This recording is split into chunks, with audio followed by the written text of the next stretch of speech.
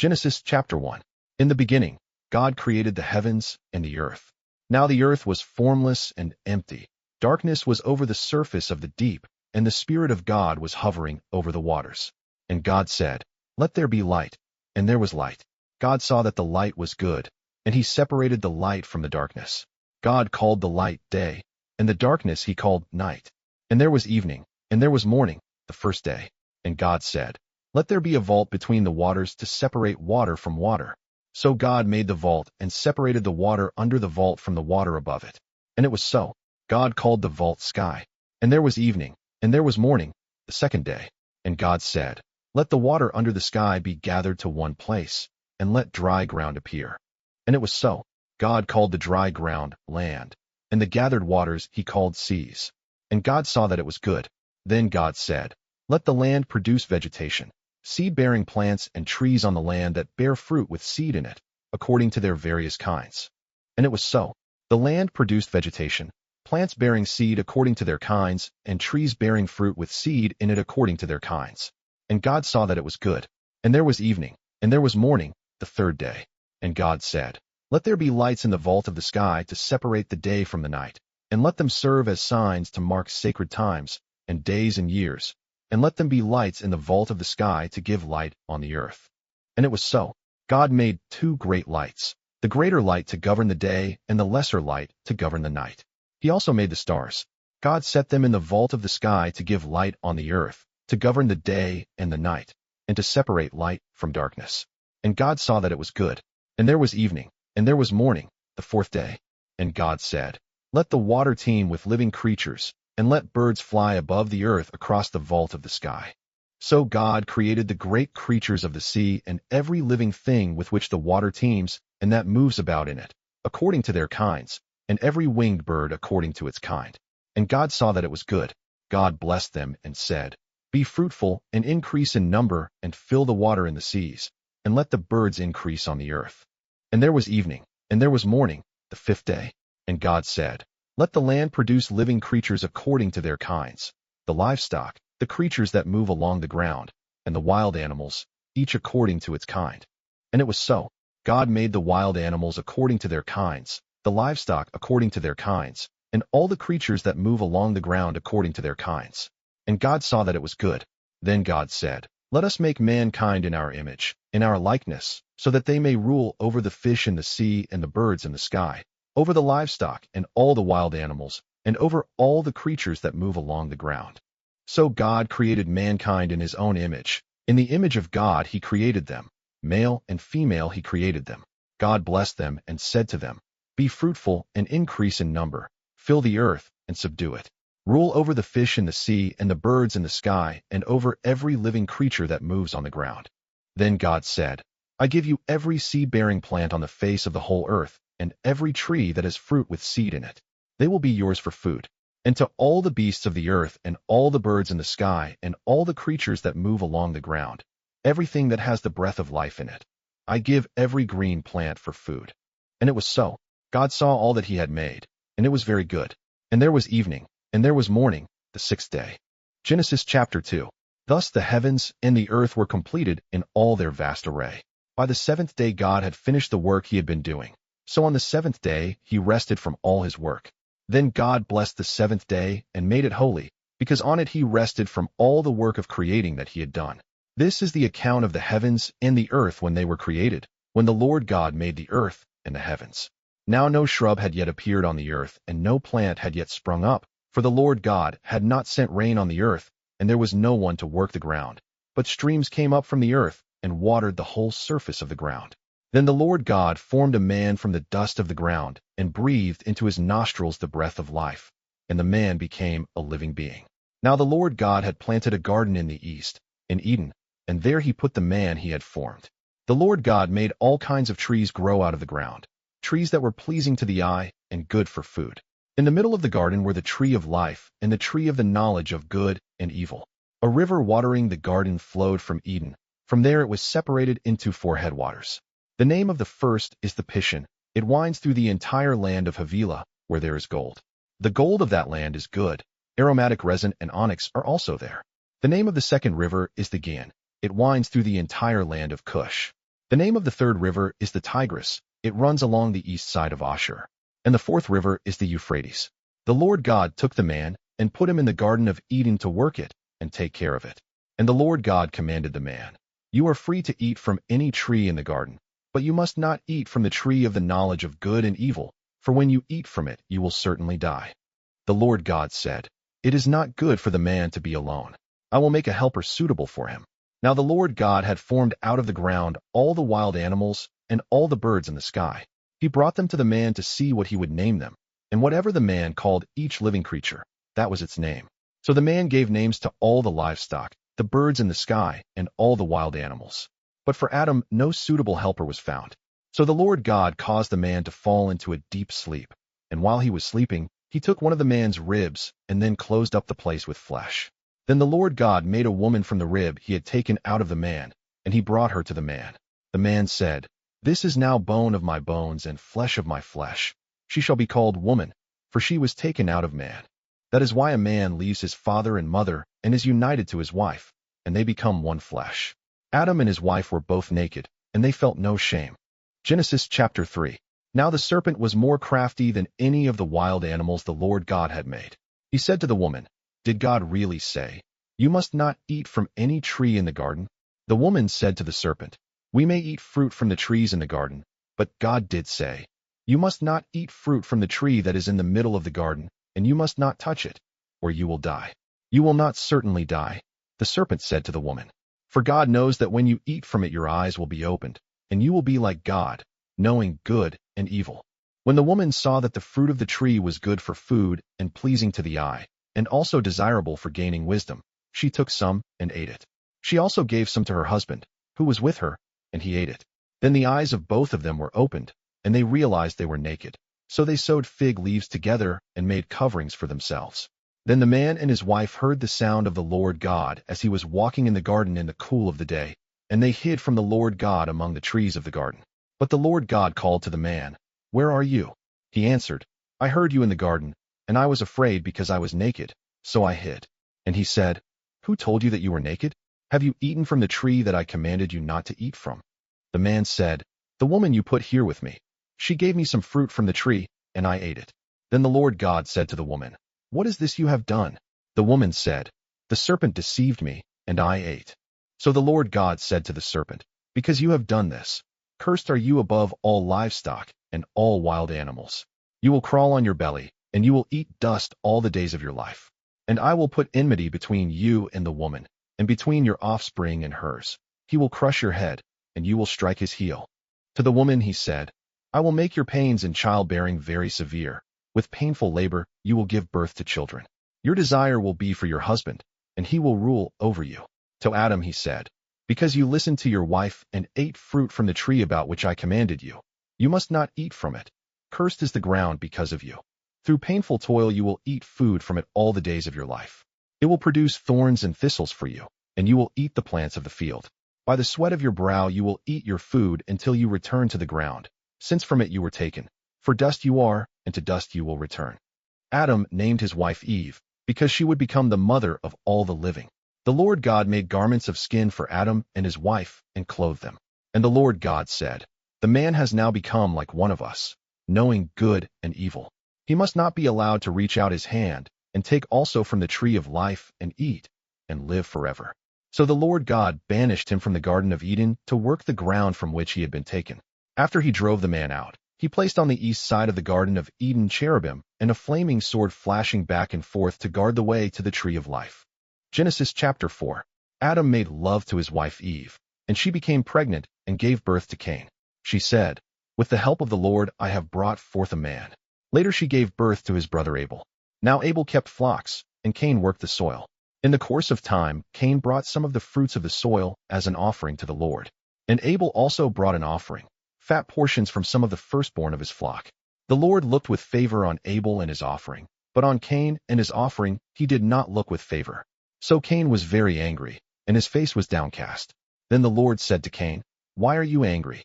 Why is your face downcast? If you do what is right, will you not be accepted? But if you do not do what is right, sin is crouching at your door. It desires to have you, but you must rule over it." Now Cain said to his brother Abel, "Let's go out to the field." While they were in the field, Cain attacked his brother Abel and killed him. Then the Lord said to Cain, "Where is your brother Abel?" "I don't know," he replied. "Am I my brother's keeper?" The Lord said, "What have you done? Listen, your brother's blood cries out to me from the ground. Now you are under a curse and driven from the ground, which opened its mouth to receive your brother's blood from your hand. When you work the ground, it will no longer yield its crops for you. You will be a restless wanderer on the earth." Cain said to the Lord, "My punishment is more than I can bear. Today you are driving me from the land, and I will be hidden from your presence. I will be a restless wanderer on the earth, and whoever finds me will kill me." But the Lord said to him, "Not so. Anyone who kills Cain will suffer vengeance 7 times over." Then the Lord put a mark on Cain so that no one who found him would kill him. So Cain went out from the Lord's presence and lived in the land of Nod, east of Eden. Cain makes love to his wife, and she became pregnant and gave birth to Enoch. Cain was then building a city, and he named it after his son Enoch. To Enoch was born Irad, and Irad was the father of Mehujael, and Mehujael was the father of Methuselah, and Methuselah was the father of Lamech. Lamech married 2 women, one named Adah and the other Zillah. Adah gave birth to Jabal. He was the father of those who live in tents and raise livestock. His brother's name was Jubal. He was the father of all who play stringed instruments and pipes. Zillah also had a son, Tubal-Cain, who forged all kinds of tools out of bronze and iron. Tubal-Cain's sister was Naamah. Lamech said to his wives, Adah and Zillah, "Listen to me, wives of Lamech, hear my words. I have killed a man for wounding me, a young man for injuring me. If Cain is avenged 7 times, then Lamech 77 times." Adam made love to his wife again, and she gave birth to a son and named him Seth, saying, "God has granted me another child in place of Abel, since Cain killed him." Seth also had a son, and he named him Enosh. At that time people began to call on the name of the Lord. Genesis chapter 5. This is the written account of Adam's family line. When God created mankind, he made them in the likeness of God. He created them male and female and blessed them. And he named them mankind when they were created. When Adam had lived 130 years, he had a son in his own likeness, in his own image, and he named him Seth. After Seth was born, Adam lived 800 years and had other sons and daughters. Altogether, Adam lived a total of 930 years, and then he died. When Seth had lived 105 years, he became the father of Enosh. After he became the father of Enosh, Seth lived 807 years and had other sons and daughters. Altogether, Seth lived a total of 912 years, and then he died. When Enosh had lived 90 years, he became the father of Kenan. After he became the father of Kenan, Enosh lived 815 years and had other sons and daughters. Altogether, Enosh lived a total of 905 years, and then he died. When Kenan had lived 70 years, he became the father of Mahalalel. After he became the father of Mahalalel, Kenan lived 840 years and had other sons and daughters. Altogether, Kenan lived a total of 910 years, and then he died. When Mahalalel had lived 65 years, he became the father of Jared. After he became the father of Jared, Mahalalel lived 830 years and had other sons and daughters. Altogether, Mahalalel lived a total of 895 years, and then he died. When Jared had lived 162 years, he became the father of Enoch. After he became the father of Enoch, Jared lived 800 years and had other sons and daughters. Altogether, Jared lived a total of 962 years, and then he died. When Enoch had lived 65 years, he became the father of Methuselah. After he became the father of Methuselah, Enoch walked faithfully with God 300 years and had other sons and daughters. Altogether, Enoch lived a total of 365 years. Enoch walked faithfully with God. Then he was no more, because God took him away. When Methuselah had lived 187 years, he became the father of Lamech. After he became the father of Lamech, Methuselah lived 782 years and had other sons and daughters. Altogether, Methuselah lived a total of 969 years, and then he died. When Lamech had lived 182 years, he had a son. He named him Noah, and said, "He will comfort us in the labor and painful toil of our hands caused by the ground the Lord has cursed." After Noah was born, Lamech lived 595 years and had other sons and daughters. Altogether, Lamech lived a total of 777 years, and then he died. After Noah was 500 years old, he became the father of Shem, Ham, and Japheth. Genesis chapter 6. When human beings began to increase in number on the earth and daughters were born to them, the sons of God saw that the daughters of humans were beautiful, and they married any of them they chose. Then the Lord said, "My spirit will not contend with humans forever, for they are mortal. Their days will be 120 years. The Nephilim were on the earth in those days, and also afterward, when the sons of God went to the daughters of humans and had children by them. They were the heroes of old, men of renown. The Lord saw how great the wickedness of the human race had become on the earth, and that every inclination of the thoughts of the human heart was only evil all the time. The Lord regretted that he had made human beings on the earth, and his heart was deeply troubled. So the Lord said, I will wipe from the face of the earth the human race I have created, and with them the animals, the birds, and the creatures that move along the ground, for I regret that I have made them. But Noah found favor in the eyes of the Lord. This is the account of Noah and his family. Noah was a righteous man, blameless among the people of his time, and he walked faithfully with God. Noah had 3 sons, Shem, Ham, and Japheth. Now the earth was corrupt in God's sight, and was full of violence. God saw how corrupt the earth had become, for all the people on earth had corrupted their ways. So God said to Noah, I am going to put an end to all people, for the earth is filled with violence because of them. I am surely going to destroy both them and the earth.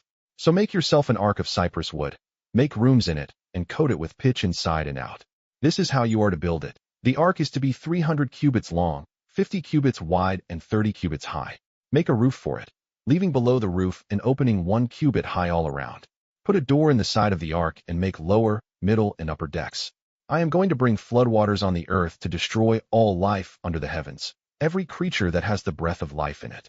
Everything on earth will perish, but I will establish my covenant with you, and you will enter the ark, you and your sons and your wife and your sons' wives with you. You are to bring into the ark 2 of all living creatures, male and female, to keep them alive with you. 2 of every kind of bird, of every kind of animal, and of every kind of creature that moves along the ground will come to you to be kept alive. You are to take every kind of food that is to be eaten and store it away as food for you and for them. Noah did everything just as God commanded him. Genesis chapter 7. The Lord then said to Noah, Go into the ark, you and your whole family, because I have found you righteous in this generation. Take with you 7 pairs of every kind of clean animal, a male and its mate, and 1 pair of every kind of unclean animal, a male and its mate, and also 7 pairs of every kind of bird, male and female, to keep their various kinds alive throughout the earth. 7 days from now I will send rain on the earth for 40 days and 40 nights, and I will wipe from the face of the earth every living creature I have made. And Noah did all that the Lord commanded him. Noah was 600 years old when the floodwaters came on the earth. And Noah and his sons and his wife and his sons' wives entered the ark to escape the waters of the flood. Pairs of clean and unclean animals, of birds, and of all creatures that move along the ground, male and female, came to Noah and entered the ark, as God had commanded Noah. After the 7 days the floodwaters came on the earth. In the 600th year of Noah's life, on the 17th day of the 2nd month, on that day all the springs of the great deep burst forth, and the floodgates of the heavens were opened, and rain fell on the earth 40 days and 40 nights. On that very day Noah and his sons, Shem, Ham, and Japheth, together with his wife and the wives of his 3 sons, entered the ark. They had with them every wild animal according to its kind, all livestock according to their kinds, every creature that moves along the ground according to its kind, and every bird according to its kind, everything with wings. Pairs of all creatures that have the breath of life in them came to Noah and entered the ark. The animals going in were male and female of every living thing, as God had commanded Noah. Then the Lord shut him in. For 40 days the flood kept coming on the earth, and as the waters increased, they lifted the ark high above the earth. The waters rose and increased greatly on the earth, and the ark floated on the surface of the water. The waters rose greatly on the earth, and all the high mountains under the entire heavens were covered. The waters rose and covered the mountains to a depth of more than 15 cubits. Every living thing that moved on land perished, birds, livestock, wild animals, all the creatures that swarm over the earth, and all mankind. Everything on dry land that had the breath of life in its nostrils died. Every living thing on the face of the earth was wiped out. People and animals, and the creatures that move along the ground, and the birds were wiped from the earth. Only Noah was left, and those with him in the ark. The waters flooded the earth for 150 days. Genesis chapter 8. But God remembered Noah and all the wild animals and the livestock that were with him in the ark, and he sent a wind over the earth, and the waters receded. Now the springs of the deep and the floodgates of the heavens had been closed, and the rain had stopped falling from the sky. The water receded steadily from the earth. At the end of the 150 days the water had gone down, And on the 17th day of the 7th month the ark came to rest on the mountains of Ararat. The waters continued to recede until the 10th month, and on the first day of the 10th month the tops of the mountains became visible. After 40 days Noah opened a window he had made in the ark and sent out a raven, and it kept flying back and forth until the water had dried up from the earth. Then he sent out a dove to see if the water had receded from the surface of the ground. But the dove could find nowhere to perch because there was water over all the surface of the earth. So it returned to Noah in the ark. He reached out his hand and took the dove and brought it back to himself in the ark. He waited 7 more days and again sent out the dove from the ark. When the dove returned to him in the evening, there in its beak was a freshly plucked olive leaf. Then Noah knew that the water had receded from the earth. He waited 7 more days and sent the dove out again, but this time it did not return to him. By the first day of the 1st month of Noah's 601st year, the water had dried up from the earth. Noah then removed the covering from the ark and saw that the surface of the ground was dry. By the 27th day of the 2nd month the earth was completely dry. Then God said to Noah, "Come out of the ark, you and your wife and your sons and their wives. Bring out every kind of living creature that is with you, the birds, the animals, and all the creatures that move along the ground, so they can multiply on the earth and be fruitful and increase in number on it." So Noah came out, together with his sons and his wife and his sons' wives. All the animals and all the creatures that move along the ground and all the birds, everything that moves on land, came out of the ark, one kind after another. Then Noah built an altar to the Lord, and, taking some of all the clean animals and clean birds, he sacrificed burnt offerings on it. The Lord smelled the pleasing aroma and said in his heart, "Never again will I curse the ground because of humans, even though every inclination of the human heart is evil from childhood. And never again will I destroy all living creatures, as I have done. As long as the earth endures, seed time and harvest, cold and heat, summer and winter, day and night will never cease." Genesis chapter 9.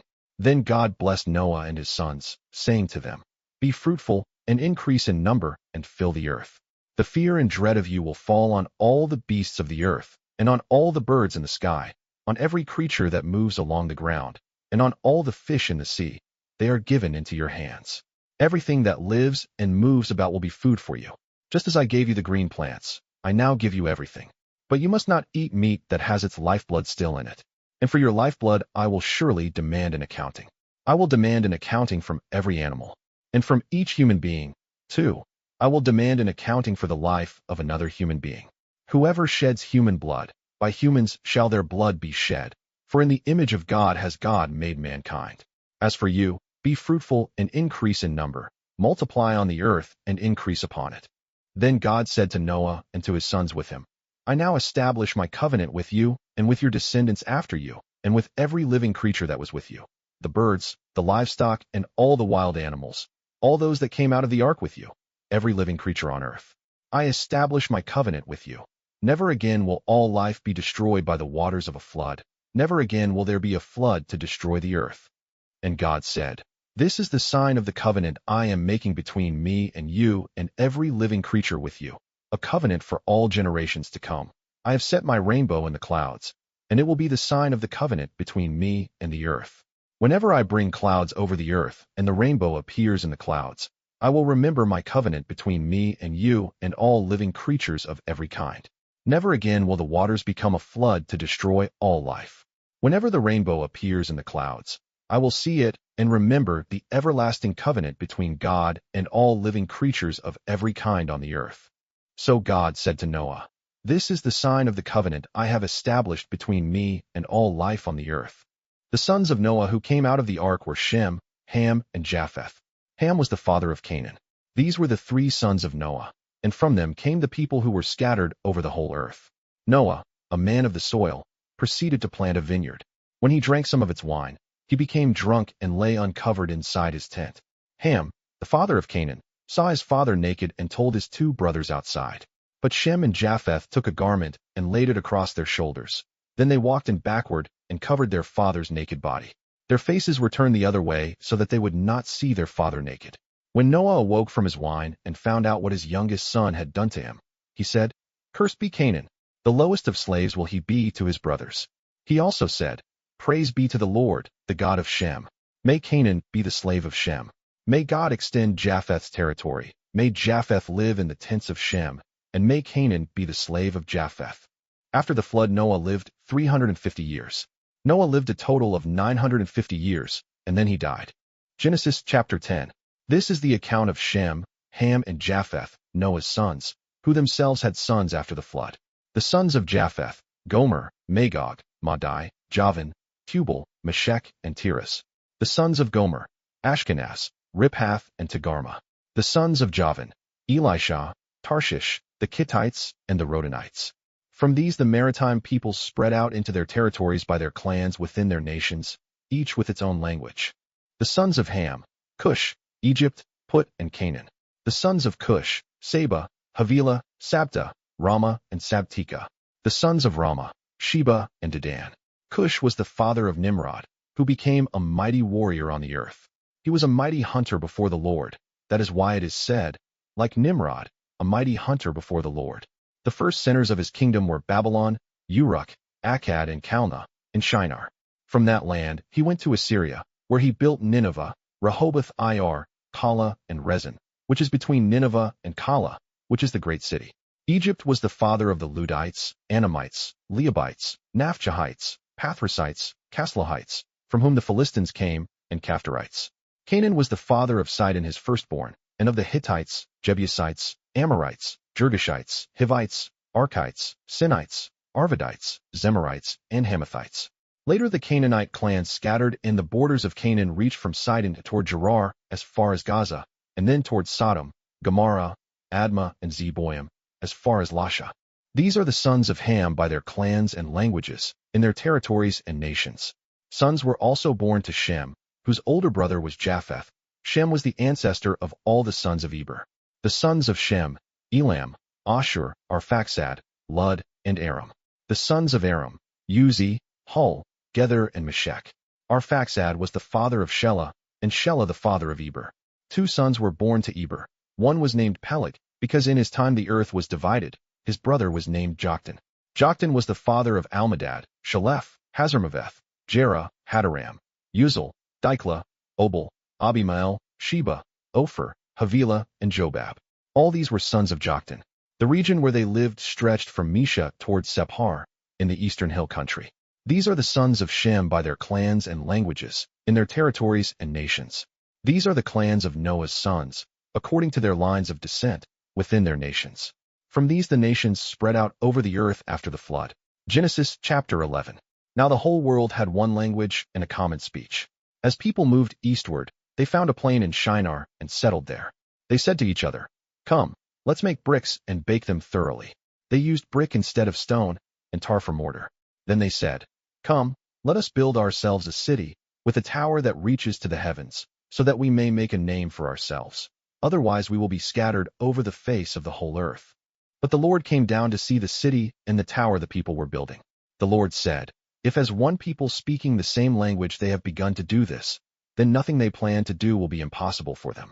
Come, let us go down and confuse their language, so they will not understand each other." So the Lord scattered them from there over all the earth, and they stopped building the city. That is why it was called Babel, because there the Lord confused the language of the whole world. From there the Lord scattered them over the face of the whole earth. This is the account of Shem's family line. 2 years after the flood, when Shem was 100 years old, he became the father of Arphaxad. After he became the father of Arphaxad, Shem lived 500 years and had other sons and daughters. When Arphaxad had lived 35 years, he became the father of Shelah. After he became the father of Shelah, Arphaxad lived 403 years and had other sons and daughters.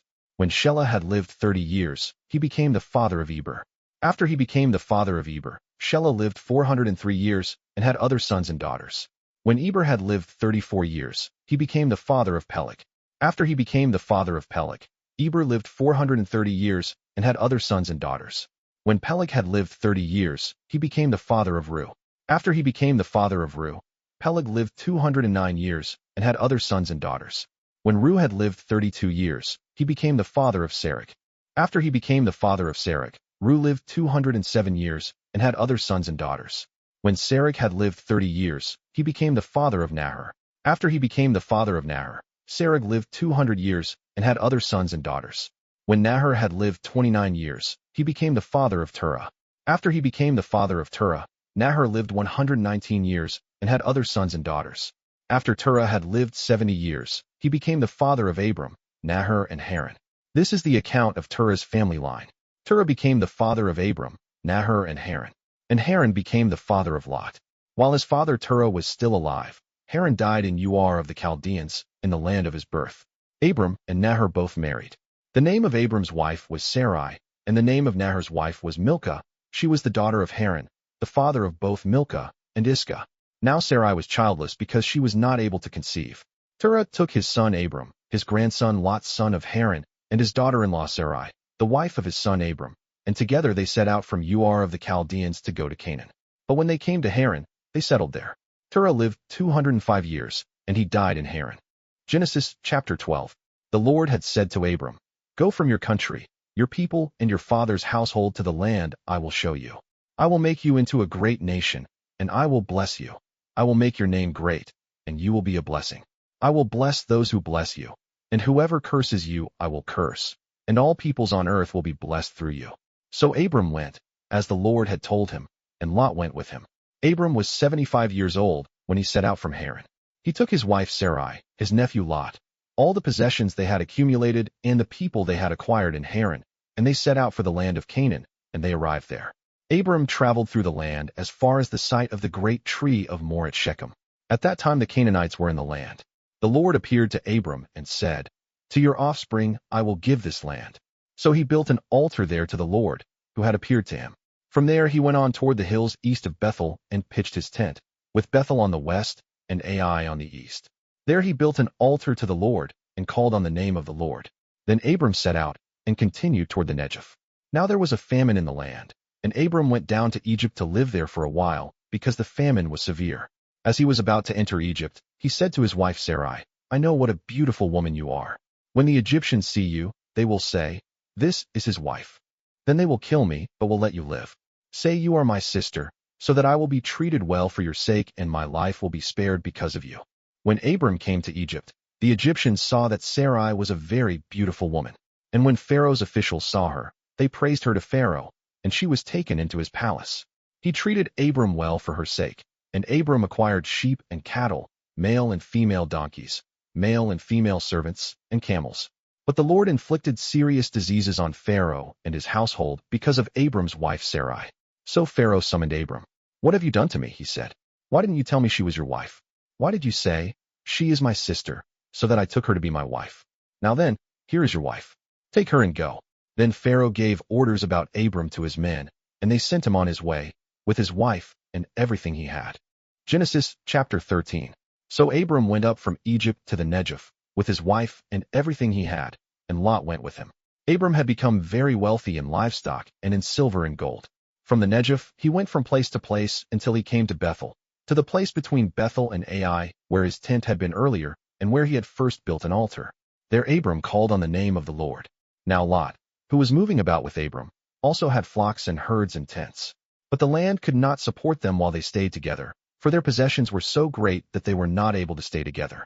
And quarreling arose between Abram's herders and Lot's. The Canaanites and Perizzites were also living in the land at that time. So Abram said to Lot, "Let's not have any quarreling between you and me, or between your herders and mine, for we are close relatives. Is not the whole land before you? Let's part company. If you go to the left, I'll go to the right. If you go to the right, I'll go to the left." Lot looked around and saw that the whole plain of the Jordan toward Zoar was well watered, like the garden of the Lord, like the land of Egypt. This was before the Lord destroyed Sodom and Gomorrah. So Lot chose for himself the whole plain of the Jordan and set out toward the east. The two men parted company. Abram lived in the land of Canaan, while Lot lived among the cities of the plain and pitched his tents near Sodom. Now the people of Sodom were wicked and were sinning greatly against the Lord. The Lord said to Abram after Lot had parted from him, "Look around from where you are, to the north and south, to the east and west.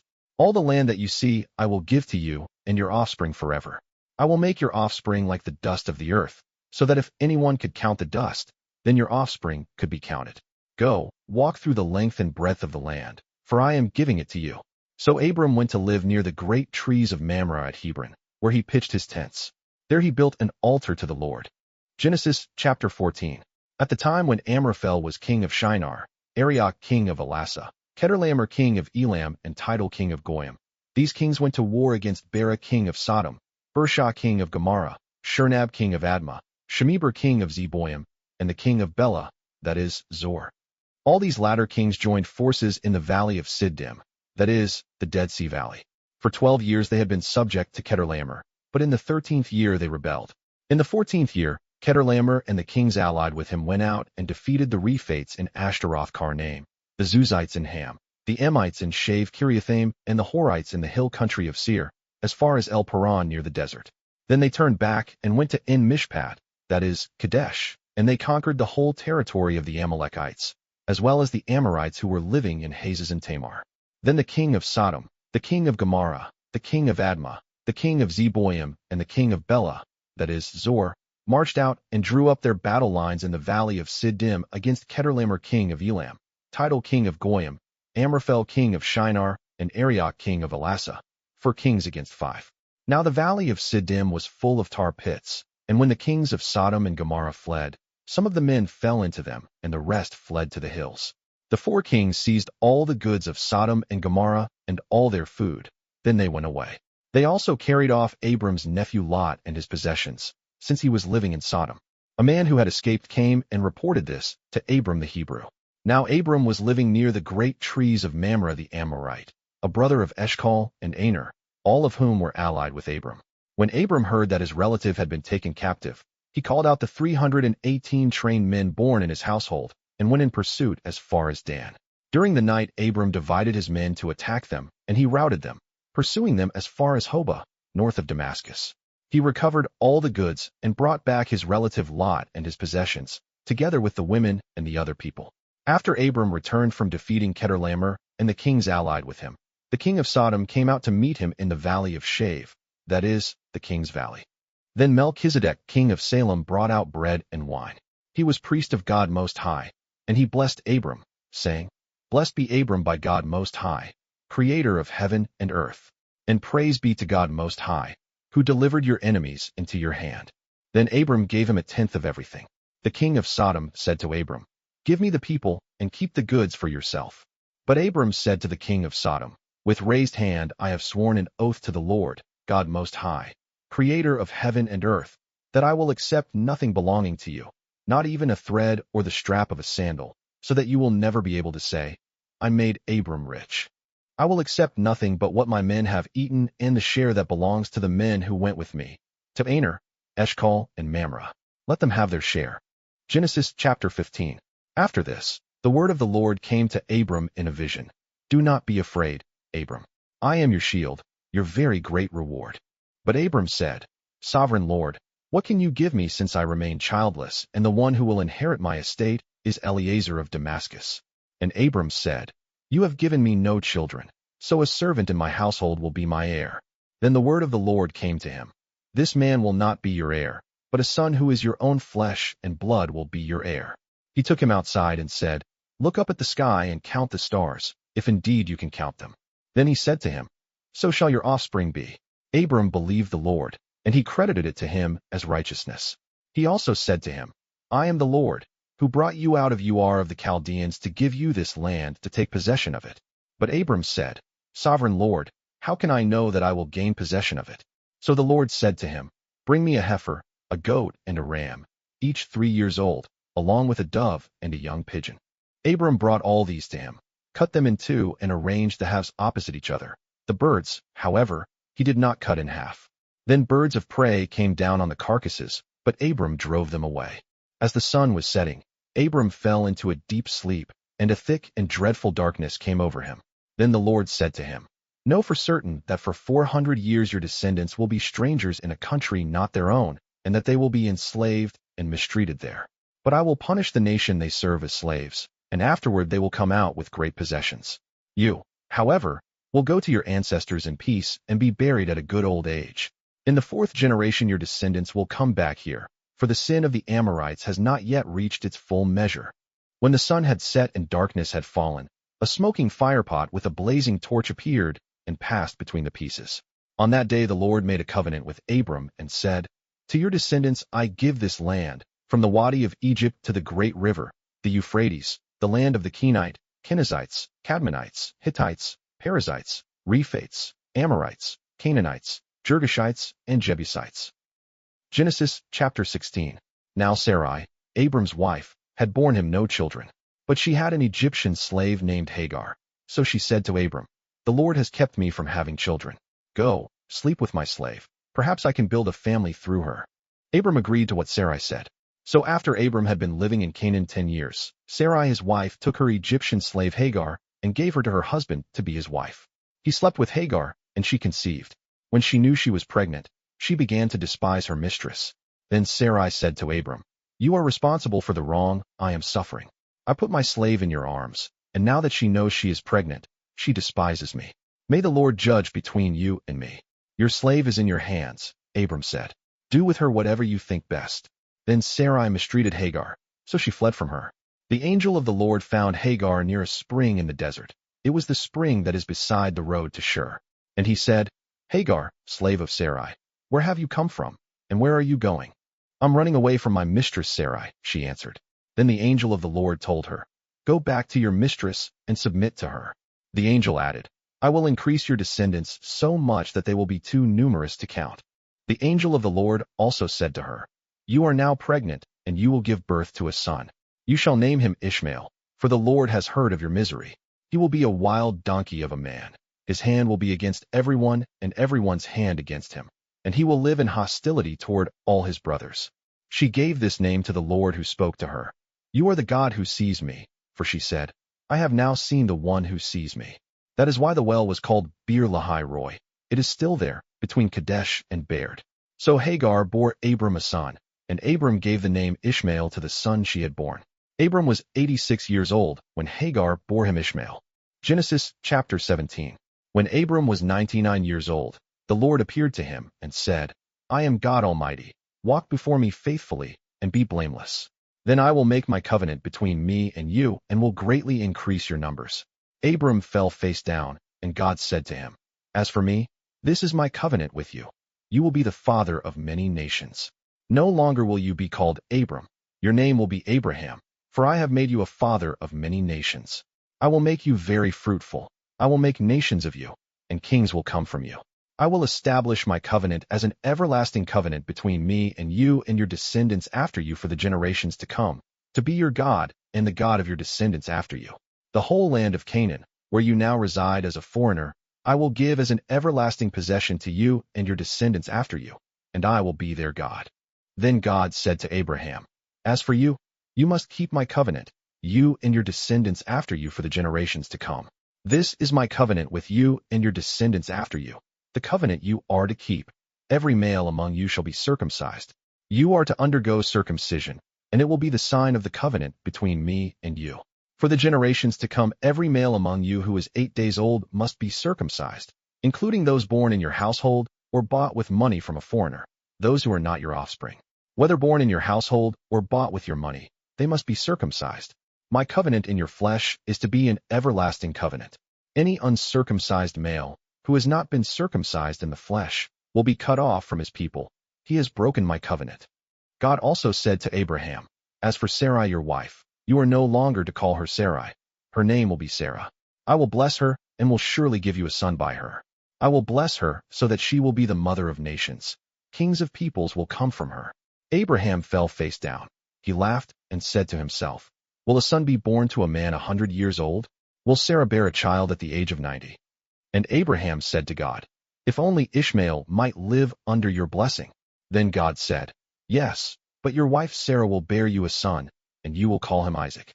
I will establish my covenant with him as an everlasting covenant for his descendants after him. And as for Ishmael, I have heard you. I will surely bless him. I will make him fruitful and will greatly increase his numbers. He will be the father of 12 rulers, and I will make him into a great nation. But my covenant I will establish with Isaac, whom Sarah will bear to you by this time next year." When he had finished speaking with Abraham, God went up from him. On that very day Abraham took his son Ishmael and all those born in his household or bought with his money, every male in his household, and circumcised them, as God told him. Abraham was 99 years old when he was circumcised, and his son Ishmael was 13. Abraham and his son Ishmael were both circumcised on that same day. And every male in Abraham's household, including those born in his household or bought from a foreigner, was circumcised with him. Genesis chapter 18. The Lord appeared to Abraham near the great trees of Mamre while he was sitting at the entrance to his tent in the heat of the day. Abraham looked up and saw 3 men standing nearby. When he saw them, he hurried from the entrance of his tent to meet them and bowed low to the ground. He said, "If I have found favor in your eyes, my Lord, do not pass your servant by.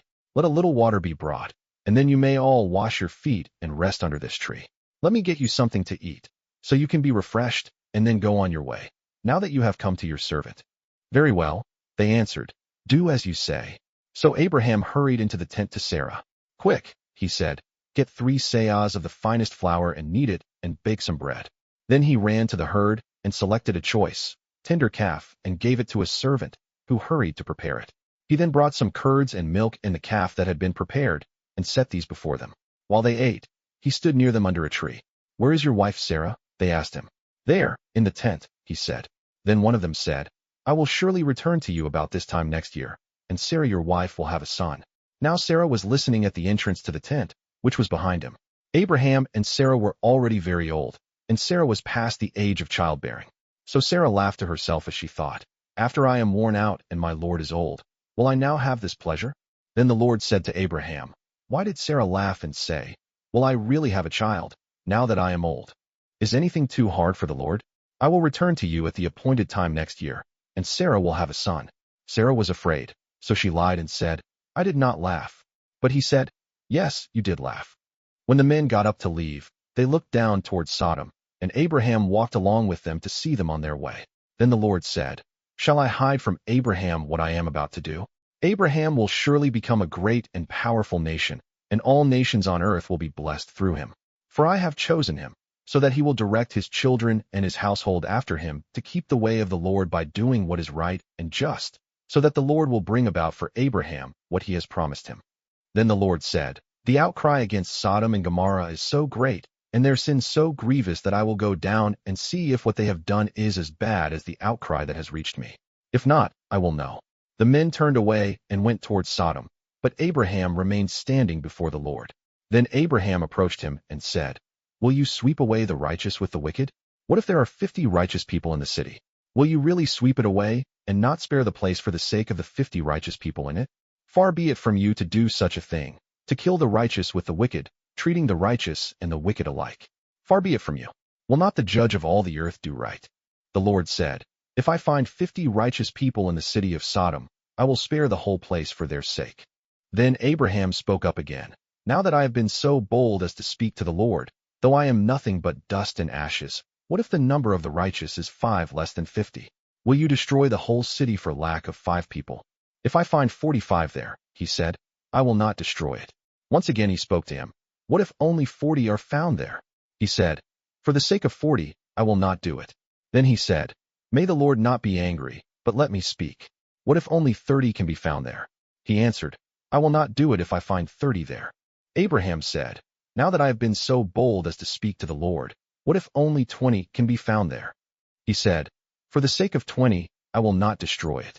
Then he said, "May the Lord not be angry, but let me speak just once more. What if only 10 can be found there?" He answered, "For the sake of 10, I will not destroy it." When the Lord had finished speaking with Abraham, he left, and Abraham returned home. Genesis chapter 19. The 2 angels arrived at Sodom in the evening, and Lot was sitting in the gateway of the city. When he saw them, he got up to meet them and bowed down with his face to the ground. "My lords," he said, "please turn aside to your servant's house. You can wash your feet and spend the night, and then go on your way early in the morning." "No," they answered, "we will spend the night in the square." But he insisted so strongly that they did go with him and entered his house. He prepared a meal for them, baking bread without yeast, and they ate. Before they had gone to bed, all the men from every part of the city of Sodom, both young and old, surrounded the house. They called to Lot, "Where are the men who came to you tonight? Bring them out to us so that we can have sex with them." Lot went outside to meet them and shut the door behind him and said, "No, my friends, don't do this wicked thing. Look, I have 2 daughters who have never slept with a man. Let me bring them out to you, and you can do what you like with them. But don't do anything to these men, for they have come under the protection of my roof." "Get out of our way," they replied. "This fellow came here as a foreigner, and now he wants to play the judge. We'll treat you worse than them." They kept pressing against Lot and moved forward to break down the door. But the men inside reached out and pulled Lot back into the house and shut the door. Then they struck the men who were at the door of the house, young and old, with blindness so that they could not find the door. The two men said to Lot, "Do you have anyone else here, sons-in-law, sons or daughters, or anyone else in the city who belongs to you? Get them out of here, because we are going to destroy this place. The outcry to the Lord against its people is so great that he has sent us to destroy it." So Lot went out and spoke to his sons-in-law, who were pledged to marry his daughters. He said, "Hurry and get out of this place, because the Lord is about to destroy the city." But his sons-in-law thought he was joking. With the coming of dawn, the angels urged Lot, saying, "Hurry, take your wife and your 2 daughters who are here, or you will be swept away when the city is punished." When he hesitated, the men grasped his hand and the hands of his wife and of his 2 daughters and led them safely out of the city, for the Lord was merciful to them. As soon as they had brought them out, one of them said, "Flee for your lives. Don't look back, and don't stop anywhere in the plain. Flee to the mountains, or you will be swept away." But Lot said to them, "No, my lords, please. Your servant has found favor in your eyes, and you have shown great kindness to me in sparing my life. But I can't flee to the mountains. This disaster will overtake me, and I'll die. Look, here is a town near enough to run to, and it is small. Let me flee to it. It is very small, isn't it? Then my life will be spared." He said to him, "Very well, I will grant this request too. I will not overthrow the town you speak of, but flee there quickly, because I cannot do anything until you reach it." That is why the town was called Zor. By the time Lot reached Zor, the sun had risen over the land. Then the Lord rained down burning sulfur on Sodom and Gomorrah from the Lord out of the heavens. Thus he overthrew those cities and the entire plain, destroying all those living in the cities, and also the vegetation in the land. But Lot's wife looked back, and she became a pillar of salt. Early the next morning Abraham got up and returned to the place where he had stood before the Lord. He looked down towards Sodom and Gomorrah, toward all the land of the plain, and he saw dense smoke rising from the land, like smoke from a furnace. So when God destroyed the cities of the plain, he remembered Abraham, and he brought Lot out of the catastrophe that overthrew the cities where Lot had lived. Lot and his 2 daughters left Zor and settled in the mountains, for he was afraid to stay in Zor. He and his 2 daughters lived in a cave. One day the older daughter said to the younger, "Our father is old, and there is no man around here to give us children, as is the custom all over the earth. Let's get our father to drink wine and then sleep with him and preserve our family line through our father." That night they got their father to drink wine, and the older daughter went in and slept with him. He was not aware of it when she lay down or when she got up. The next day the older daughter said to the younger, "Last night I slept with my father. Let's get him to drink wine again tonight, and you go in and sleep with him so we can preserve our family line through our father." So they got their father to drink wine that night also, and the younger daughter went in and slept with him. Again he was not aware of it when she lay down or when she got up. Thus both of Lot's daughters became pregnant by their father. The older daughter had a son, and she named him Moab. He is the father of the Moabites of today. The younger daughter also had a son, and she named him Ben-Ammi. He is the father of the Ammonites of today. Genesis chapter 20. Now Abraham moved on from there into the region of the Negev and lived between Kadesh and Shur. For a while he stayed in Gerar, and there Abraham said of his wife Sarah, "She is my sister." Then Abimelech king of Gerar sent for Sarah and took her.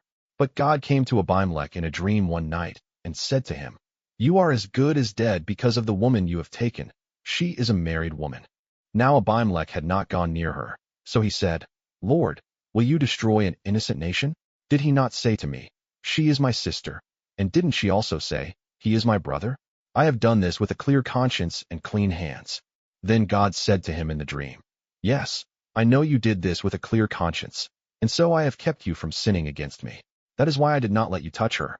Now return the man's wife, for he is a prophet, and he will pray for you, and you will live.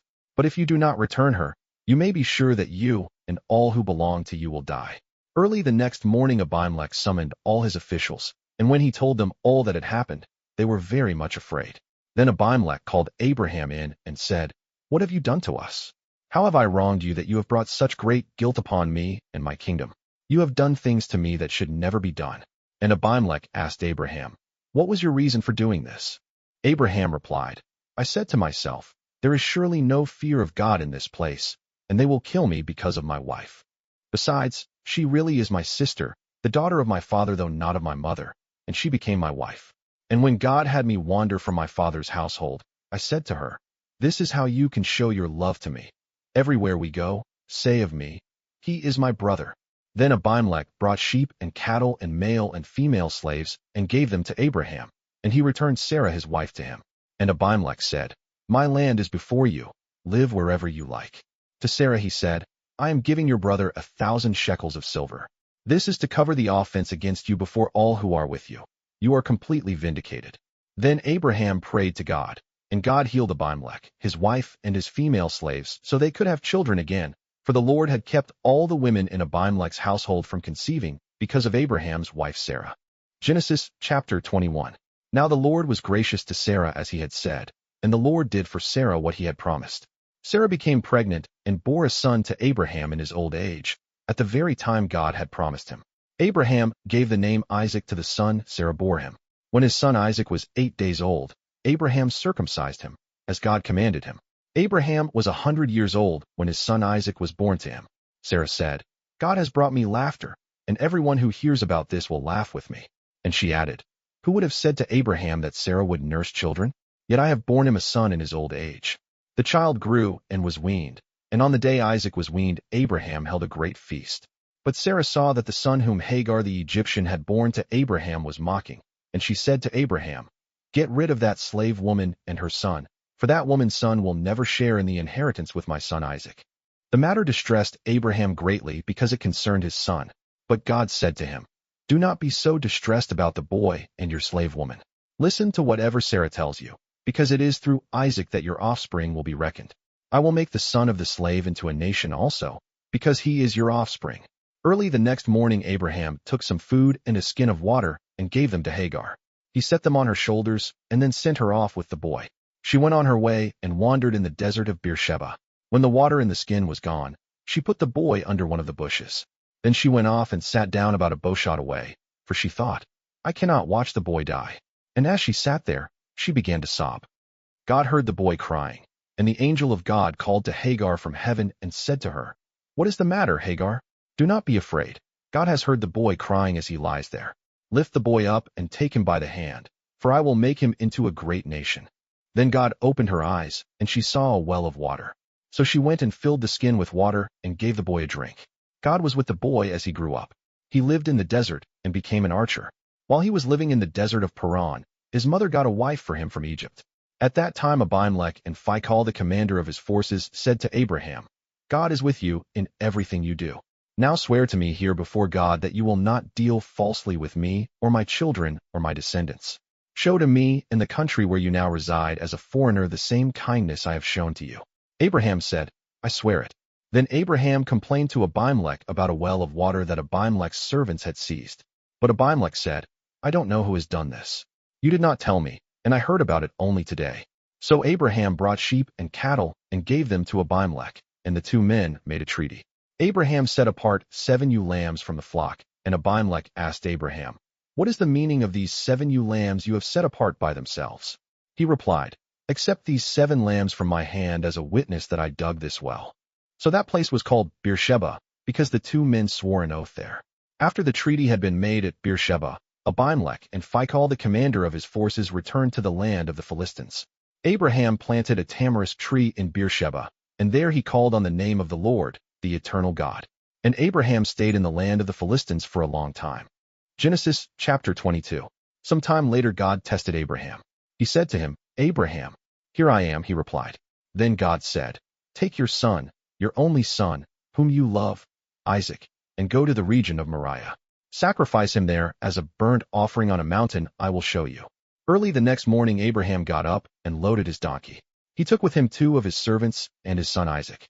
When he had cut enough wood for the burnt offering, he set out for the place God had told him about. On the 3rd day Abraham looked up and saw the place in the distance. He said to his servants, "Stay here with the donkey while I and the boy go over there. We will worship, and then we will come back to you." Abraham took the wood for the burnt offering and placed it on his son Isaac, and he himself carried the fire and the knife. As the 2 of them went on together, Isaac spoke up and said to his father Abraham, "Father?" "Yes, my son." Abraham replied, "The fire and wood are here." Isaac said, "But where is the lamb for the burnt offering?" Abraham answered, "God himself will provide the lamb for the burnt offering, my son." And the 2 of them went on together. When they reached the place God had told him about, Abraham built an altar there and arranged the wood on it.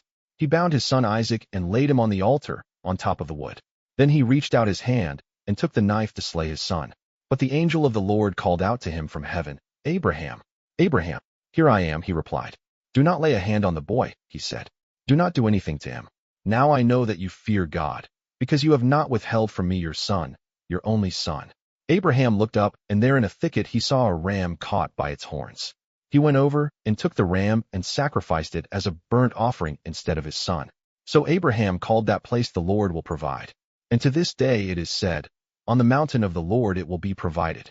The angel of the Lord called to Abraham from heaven a second time and said, "I swear by myself, declares the Lord, that because you have done this and have not withheld your son, your only son, I will surely bless you and make your descendants as numerous as the stars in the sky and as the sand on the seashore. Your descendants will take possession of the cities of their enemies, and through your offspring all nations on earth will be blessed, because you have obeyed me." Then Abraham returned to his servants, and they set off together for Beersheba. And Abraham stayed in Beersheba. Some time later Abraham was told, "Milcah is also a mother. She has borne sons to your brother Nahor. Uzi the firstborn, Buz his brother, Kemuel, the father of Aram, Kest, Hazo, Pildash, Jidlaph, and Bethuel." Bethuel became the father of Rebekah. Milcah bore these 8 sons to Abraham's brother Nahor. His concubine, whose name was Reumah, also had sons, Tebah, Gaham, Tahash, and Makkah. Genesis chapter 23. Sarah lived to be 127 years old. She died at Kiriath Arba, that is, Hebron, in the land of Canaan, and Abraham went to mourn for Sarah and to weep over her. Then Abraham rose from beside his dead wife and spoke to the Hittites. He said, "I am a foreigner and stranger among you. Sell me some property for a burial site here, so I can bury my dead."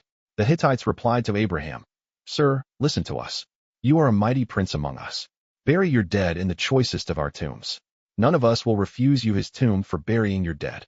Then Abraham rose and bowed down before the people of the land, the Hittites. He said to them, "If you are willing to let me bury my dead, then listen to me and intercede with Ephron son of Zohar on my behalf, so he will sell me the cave of Machpelah, which belongs to him and is at the end of his field. Ask him to sell it to me for the full price as a burial site among you." Ephron the Hittite was sitting among his people, and he replied to Abraham in the hearing of all the Hittites who had come to the gate of his city. "No, my lord," he said, "listen to me. I give you the field, and I give you the cave that is in it. In the presence of my people I give it to you. Bury your dead." Again Abraham bowed down before the people of the land, and he said to Ephron in their hearing, "Listen to me, if you will. I will pay the price of the field. Accept it from me, so I can bury my dead there." Ephron answered Abraham, "Listen to me, my lord. The land is worth 400 shekels of silver, but what is that between you and me? Bury your dead." Abraham agreed to Ephron's terms and weighed out for him the price he had named in the hearing of the Hittites, 400 shekels of silver, according to the weight current among the merchants. So Ephron's field in Machpelah near Mamre, both the field and the cave in it, and all the trees within the borders of the field, was deeded to Abraham as his property in the presence of all the Hittites who had come to the gate of the city. Afterward Abraham buried his wife Sarah in the cave in the field of Machpelah near Mamre, which is at Hebron, in the land of Canaan. So the field and the cave in it were deeded to Abraham by the Hittites as a burial site. Genesis chapter 24. Abraham was now very old, and the Lord had blessed him in every way. He said to the senior servant in his household, the one in charge of all that he had, "Put your hand under my thigh. I want you to swear by the Lord, the God of heaven and the God of earth, that you will not get a wife for my son from the daughters of the Canaanites, among whom I am living, but will go to my country and my own relatives and get a wife for my son Isaac." The servant asked him, "What if the woman is unwilling to come back with me to this land? Shall I then take your son back to the country you came from?" "Make sure that you do not take my son back there," Abraham said. "The Lord, the God of heaven, who brought me out of my father's household and my native land, and who spoke to me and promised me on oath, saying, 'To your offspring I will give this land.' He will send his angel before you so that you can get a wife for my son from there. If the woman is unwilling to come back with you, then you will be released from this oath of mine. Only do not take my son back there." So the servant put his hand under the thigh of his master Abraham and swore an oath to him concerning this matter. Then the servant left, taking with him 10 of his master's camels loaded with all kinds of good things from his master. He set out for Aram Naharaim and made his way to the town of Nahor. He had the camels kneel down near the well outside the town. It was toward evening, the time the women go out to draw water. Then he prayed, Lord, God of my master Abraham, make me successful today, and show kindness to my master Abraham. See, I am standing beside this spring, and the daughters of the townspeople are coming out to draw water. May it be that when I say to a young woman, please let down your jar that I may have a drink, and she says, drink, and I'll water your camels too. Let her be the one you have chosen for your servant Isaac. By this I will know that you have shown kindness to my master. Before he had finished praying, Rebekah came out with her jar on her shoulder. She was the daughter of Bethuel son of Milcah, who was the wife of Abraham's brother Nahor. The woman was very beautiful, a virgin, no man had ever slept with her. She went down to the spring, filled her jar, and came up again. The servant hurried to meet her and said, please give me a little water from your jar. Drink, my lord, she said, and quickly lowered the jar to her hands and gave him a drink. After she had given him a drink, she said, I'll draw water for your camels too, until they have had enough to drink. So she quickly emptied her jar into the trough, ran back to the well to draw more water, and drew enough for all his camels. Without saying a word, the man watched her closely to learn whether or not the Lord had made his journey successful. When the camels had finished drinking, the man took out a gold nose ring weighing a beka and 2 gold bracelets weighing 10 shekels. Then he asked, whose daughter are you?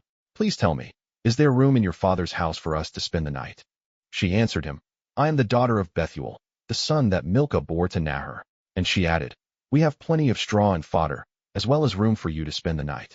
Then the man bowed down and worshipped the Lord, saying, Praise be to the Lord, the God of my master Abraham, who has not abandoned his kindness and faithfulness to my master.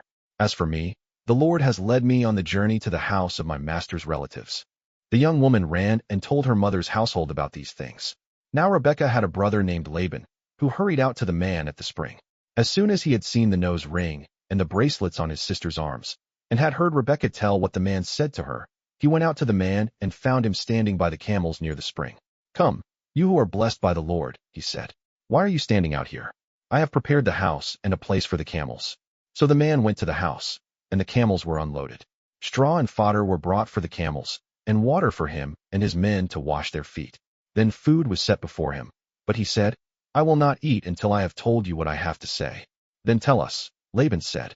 So he said, I am Abraham's servant. The Lord has blessed my master abundantly, and he has become wealthy. He has given him sheep and cattle, silver and gold, male and female servants, and camels and donkeys. My master's wife Sarah has borne him a son in her old age, and he has given him everything he owns. And my master made me swear an oath, and said, You must not get a wife for my son from the daughters of the Canaanites, in whose land I live, but go to my father's family and to my own clan, and get a wife for my son. Then I asked my master, What if the woman will not come back with me? He replied, The Lord, before whom I have walked faithfully, will send his angel with you and make your journey a success, so that you can get a wife for my son from my own clan and from my father's family. You will be released from my oath if, when you go to my clan, they refuse to give her to you. Then you will be released from my oath.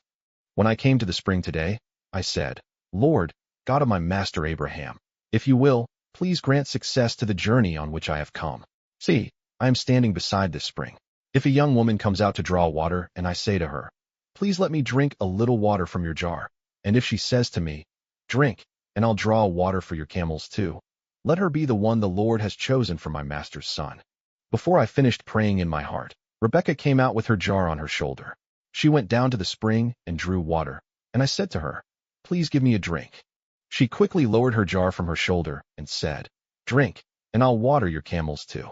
So I drank, and she watered the camels also. I asked her, Whose daughter are you? She said, The daughter of Bethuel son of Nahor, whom Milcah bore to him.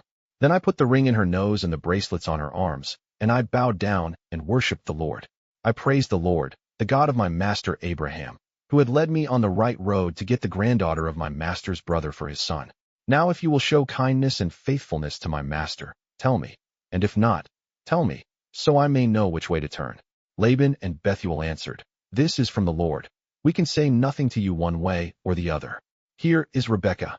Take her and go, and let her become the wife of your master's son, as the Lord has directed.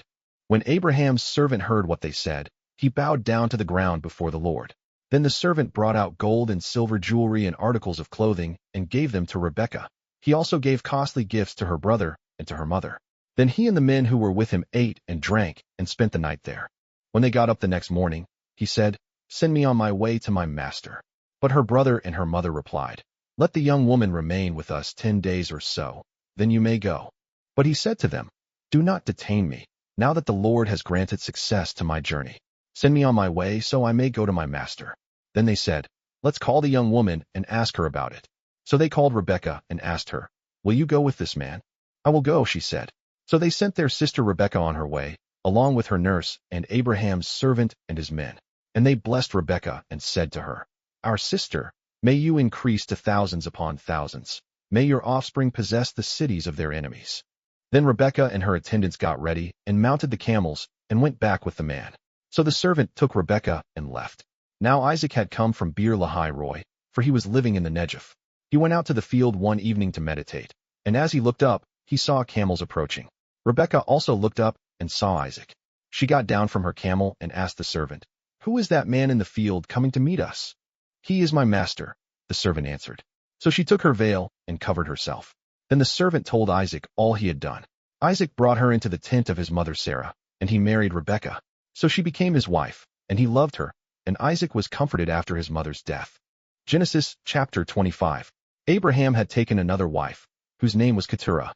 She bore him Zimran, Jokshan, Medan, Midian, Ishbak, and Shua. Jokshan was the father of Sheba and Dedan. The descendants of Dedan were the Asherites, the Letushites, and the Lomites. The sons of Midian were Ephah, Epher, Hanok, Abida, and Eldah. All these were descendants of Keturah. Abraham left everything he owned to Isaac. But while he was still living, he gave gifts to the sons of his concubines and sent them away from his son Isaac to the land of the east. Abraham lived 175 years. Then Abraham breathed his last and died at a good old age, an old man and full of years, and he was gathered to his people. His sons Isaac and Ishmael buried him in the cave of Machpelah near Mamre, in the field of Ephron son of Zohar the Hittite, the field Abraham had bought from the Hittites. There Abraham was buried with his wife Sarah. After Abraham's death, God blessed his son Isaac, who then lived near Beer Lahai Roi. This is the account of the family line of Abraham's son Ishmael, whom Sarah's slave, Hagar the Egyptian, bore to Abraham. These are the names of the sons of Ishmael, listed in the order of their birth.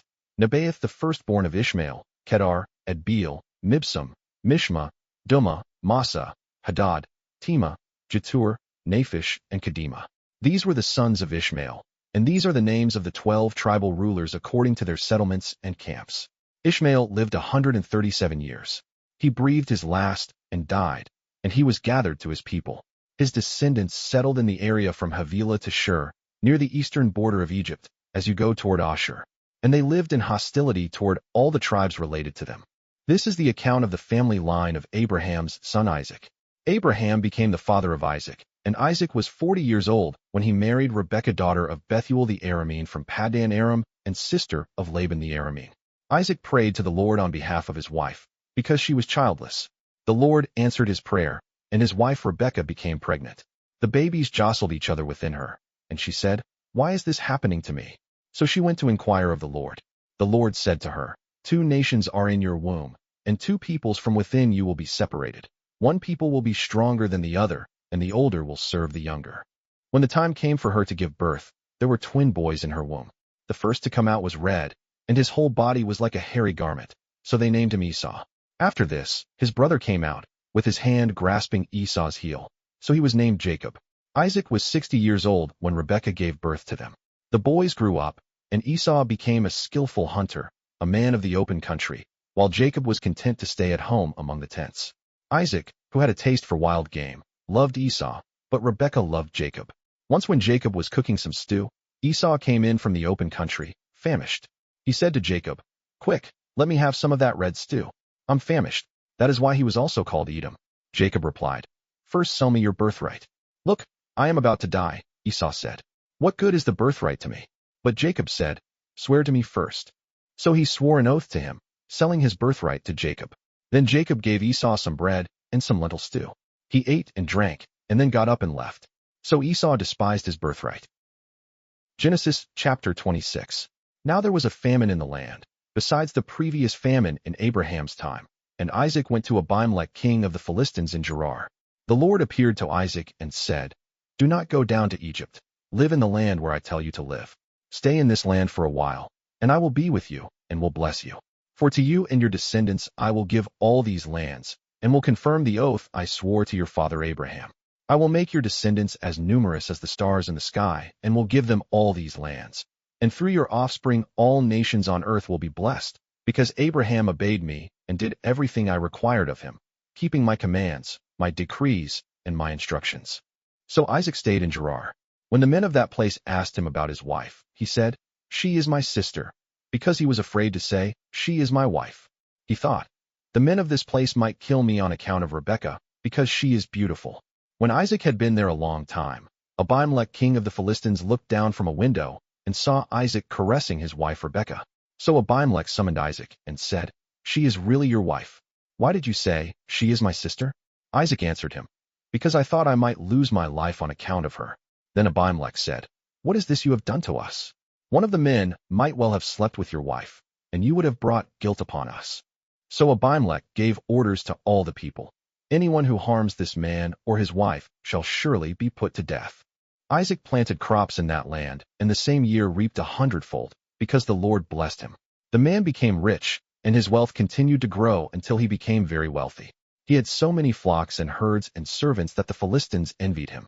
So all the wells that his father's servants had dug in the time of his father Abraham, the Philistines stopped up, filling them with earth. Then Abimelech said to Isaac, "Move away from us. You have become too powerful for us." So Isaac moved away from there and encamped in the valley of Gerar, where he settled. Isaac reopened the wells that had been dug in the time of his father Abraham, which the Philistines had stopped up after Abraham died, and he gave them the same names his father had given them. Isaac's servants dug in the valley and discovered a well of fresh water there. But the herders of Gerar quarreled with those of Isaac and said, "The water is ours." So he named the well Ezek, because they disputed with him. Then they dug another well, but they quarreled over that one also, so he named it Sitnah. He moved on from there and dug another well, and no one quarreled over it. He named it Rehoboth, saying, "Now the Lord has given us room, and we will flourish in the land." From there he went up to Beersheba. That night the Lord appeared to him and said, "I am the God of your father Abraham. Do not be afraid, for I am with you. I will bless you and will increase the number of your descendants for the sake of my servant Abraham." Isaac built an altar there and called on the name of the Lord. There he pitched his tent, and there his servants dug a well. Meanwhile, Abimelech had come to him from Gerar, with Ahuzzath his personal adviser and Phicol the commander of his forces. Isaac asked them, "Why have you come to me, since you were hostile to me and sent me away?" They answered, "We saw clearly that the Lord was with you. So we said, there ought to be a sworn agreement between us and you. Let us make a treaty with you that you will do us no harm, just as we did not harm you, but always treated you well and sent you away peacefully. And now you are blessed by the Lord." Isaac then made a feast for them, and they ate and drank. Early the next morning the men swore an oath to each other. Then Isaac sent them on their way, and they went away peacefully. That day Isaac's servants came and told him about the well they had dug. They said, "We've found water." He called it Sheba, and to this day the name of the town has been Beersheba. When Esau was 40 years old, he married Judith daughter of Beeri the Hittite, and also Basemath daughter of Elon the Hittite. They were a source of grief to Isaac and Rebekah. Genesis chapter 27. When Isaac was old and his eyes were so weak that he could no longer see, he called for Esau his older son and said to him, "My son." "Here I am," he answered. Isaac said, "I am now an old man and don't know the day of my death. Now then, get your equipment, your quiver and bow, and go out to the open country to hunt some wild game for me. Prepare me the kind of tasty food I like and bring it to me to eat, so that I may give you my blessing before I die." Now Rebekah was listening as Isaac spoke to his son Esau. When Esau left for the open country to hunt game and bring it back, Rebekah said to her son Jacob, "Look, I overheard your father say to your brother Esau, 'Bring me some game and prepare me some tasty food to eat, so that I may give you my blessing in the presence of the Lord before I die.' Now, my son, listen carefully and do what I tell you. Go out to the flock and bring me 2 choice young goats, so I can prepare some tasty food for your father, just the way he likes it. Then take it to your father to eat, so that he may give you his blessing before he dies." Jacob said to Rebekah his mother, "But my brother Esau is a hairy man while I have smooth skin. What if my father touches me? I would appear to be tricking him and would bring down a curse on myself rather than a blessing." His mother said to him, "My son, let the curse fall on me. Just do what I say. Go and get them for me." So he went and got them and brought them to his mother, and she prepared some tasty food, just the way his father liked it. Then Rebekah took the best clothes of Esau, her older son, which she had in the house, and put them on her younger son Jacob. She also covered his hands and the smooth part of his neck with the goatskins. Then she handed to her son Jacob the tasty food and the bread she had made. He went to his father and said, "My father." "Yes, my son," he answered. "Who is it?" Jacob said to his father, "I am Esau, your firstborn. I have done as you told me. Please sit up and eat some of my game, so that you may give me your blessing." Isaac asked his son, "How did you find it so quickly, my son?" "The Lord your God gave me success," he replied. Then Isaac said to Jacob, "Come near so I can touch you, my son, to know whether you really are my son Esau or not." Jacob went close to his father Isaac, who touched him and said, "The voice is the voice of Jacob, but the hands are the hands of Esau." He did not recognize him, for his hands were hairy like those of his brother Esau, so he proceeded to bless him. "Are you really my son Esau?" he asked. "I am," he replied. Then he said, "My son, bring me some of your game to eat, so that I may give you my blessing." Jacob brought it to him, and he ate. And he brought some wine, and he drank. Then his father Isaac said to him, "Come here, my son, and kiss me." So he went to him and kissed him. When Isaac caught the smell of his clothes, he blessed him and said, "Ah, the smell of my son is like the smell of a field that the Lord has blessed. May God give you heaven's dew and earth's richness, an abundance of grain and new wine. May nations serve you, and peoples bow down to you. Be Lord over your brothers, and may the sons of your mother bow down to you. May those who curse you be cursed, and those who bless you be blessed." After Isaac finished blessing him, and Jacob had scarcely left his father's presence, his brother Esau came in from hunting. He too prepared some tasty food and brought it to his father. Then he said to him, "My father, please sit up and eat some of my game, so that you may give me your blessing." His father Isaac asked him, "Who are you?" "I am your son," he answered, "your firstborn Esau." Isaac trembled violently and said, "Who was it, then, that hunted game and brought it to me? I ate it just before you came, and I blessed him, and indeed he will be blessed." When Esau heard his father's words, he burst out with a loud and bitter cry and said to his father, "Bless me, me too, my father." But he said, "Your brother came deceitfully and took your blessing." Esau said, "Isn't he rightly named Jacob? This is the second time he has taken advantage of me. He took my birthright, and now he's taken my blessing." Then he asked, "Haven't you reserved any blessing for me?" Isaac answered Esau, "I have made him lord over you, and have made all his relatives his servants, and I have sustained him with grain and new wine. So what can I possibly do for you, my son?" Esau said to his father, "Do you have only one blessing, my father? Bless me too, my father." Then Esau wept aloud. His father Isaac answered him, "Your dwelling will be away from the earth's richness, away from the dew of heaven above.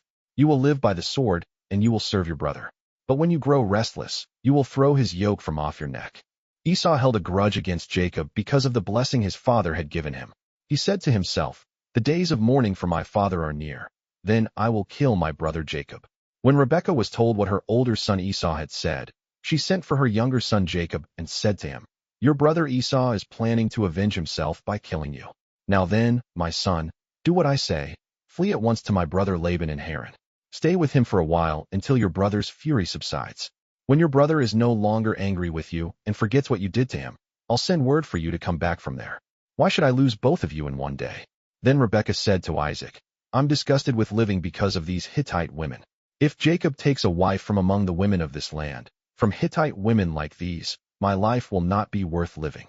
Genesis chapter 28. So Isaac called for Jacob and blessed him. Then he commanded him, "Do not marry a Canaanite woman. Go at once to Paddan Aram, to the house of your mother's father Bethuel. Take a wife for yourself there, from among the daughters of Laban, your mother's brother. May God Almighty bless you, and make you fruitful, and increase your numbers until you become a community of peoples. May he give you and your descendants the blessing given to Abraham, so that you may take possession of the land where you now reside as a foreigner, the land God gave to Abraham." Then Isaac sent Jacob on his way, and he went to Paddan Aram, to Laban son of Bethuel the Aramean, the brother of Rebekah, who was the mother of Jacob and Esau. Now Esau learned that Isaac had blessed Jacob and had sent him to Paddan Aram to take a wife from there, and that when he blessed him he commanded him, "Do not marry a Canaanite woman," and that Jacob had obeyed his father and mother and had gone to Paddan Aram. Esau then realized how displeasing the Canaanite women were to his father Isaac, so he went to Ishmael and married Mahalath, the sister of Nebaioth and daughter of Ishmael son of Abraham, in addition to the wives he already had. Jacob left Beersheba and set out for Haran. When he reached a certain place, he stopped for the night because the sun had set. Taking one of the stones there, he put it under his head and lay down to sleep.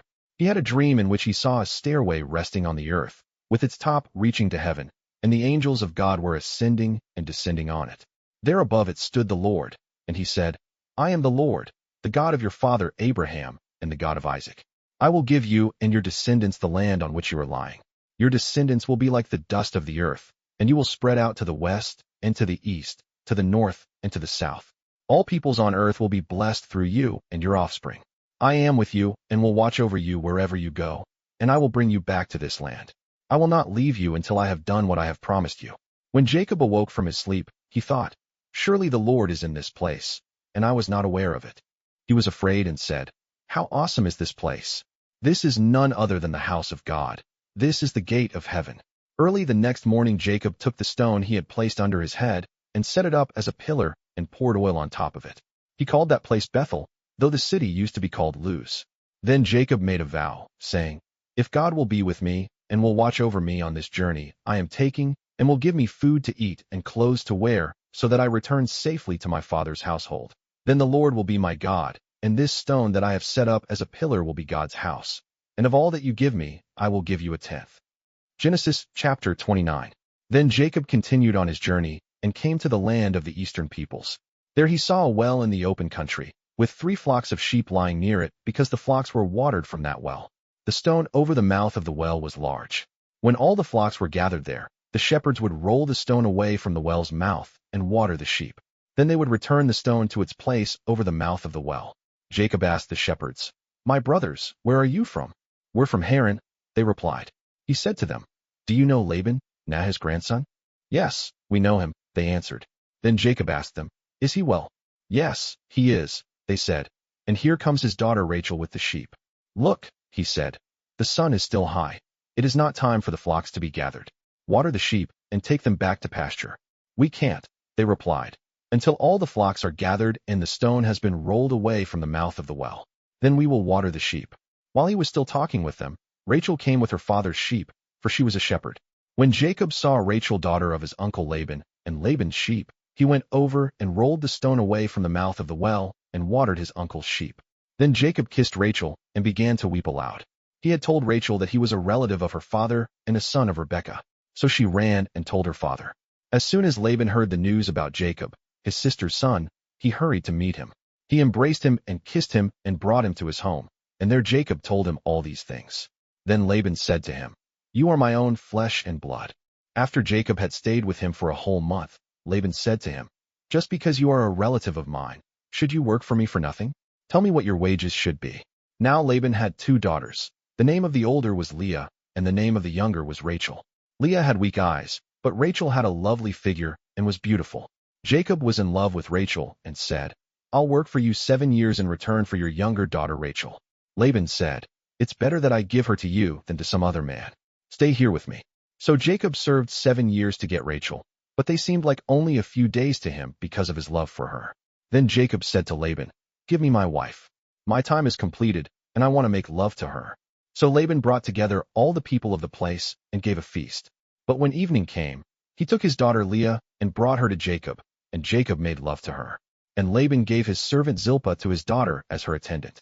When morning came, there was Leah. So Jacob said to Laban, What is this you have done to me? I served you for Rachel, didn't I? Why have you deceived me? Laban replied, It is not our custom here to give the younger daughter in marriage before the older one. Finish this daughter's bridal week. Then we will give you the younger one also, in return for another 7 years of work. And Jacob did so. He finished the week with Leah, and then Laban gave him his daughter Rachel to be his wife. Laban gave his servant Bilhah to his daughter Rachel as her attendant. Jacob made love to Rachel also, and his love for Rachel was greater than his love for Leah. And he worked for Laban another 7 years. When the Lord saw that Leah was not loved, he enabled her to conceive, but Rachel remained childless. Leah became pregnant and gave birth to a son. She named him Reuben, for she said, It is because the Lord has seen my misery. Surely my husband will love me now. She conceived again, and when she gave birth to a son she said, Because the Lord heard that I am not loved, he gave me this one too. So she named him Simeon. She conceived again, and when she gave birth to a son she said, Now at last my husband will become attached to me, because I have borne him 3 sons. So he was named Levi. She conceived again, and when she gave birth to a son, she said, "This time I will praise the Lord." So she named him Judah. Then she stopped having children. Genesis chapter 30. When Rachel saw that she was not bearing Jacob any children, she became jealous of her sister. So she said to Jacob, "Give me children, or I'll die." Jacob became angry with her and said, "Am I in the place of God, who has kept you from having children?" Then she said, "Here is Bilhah my servant.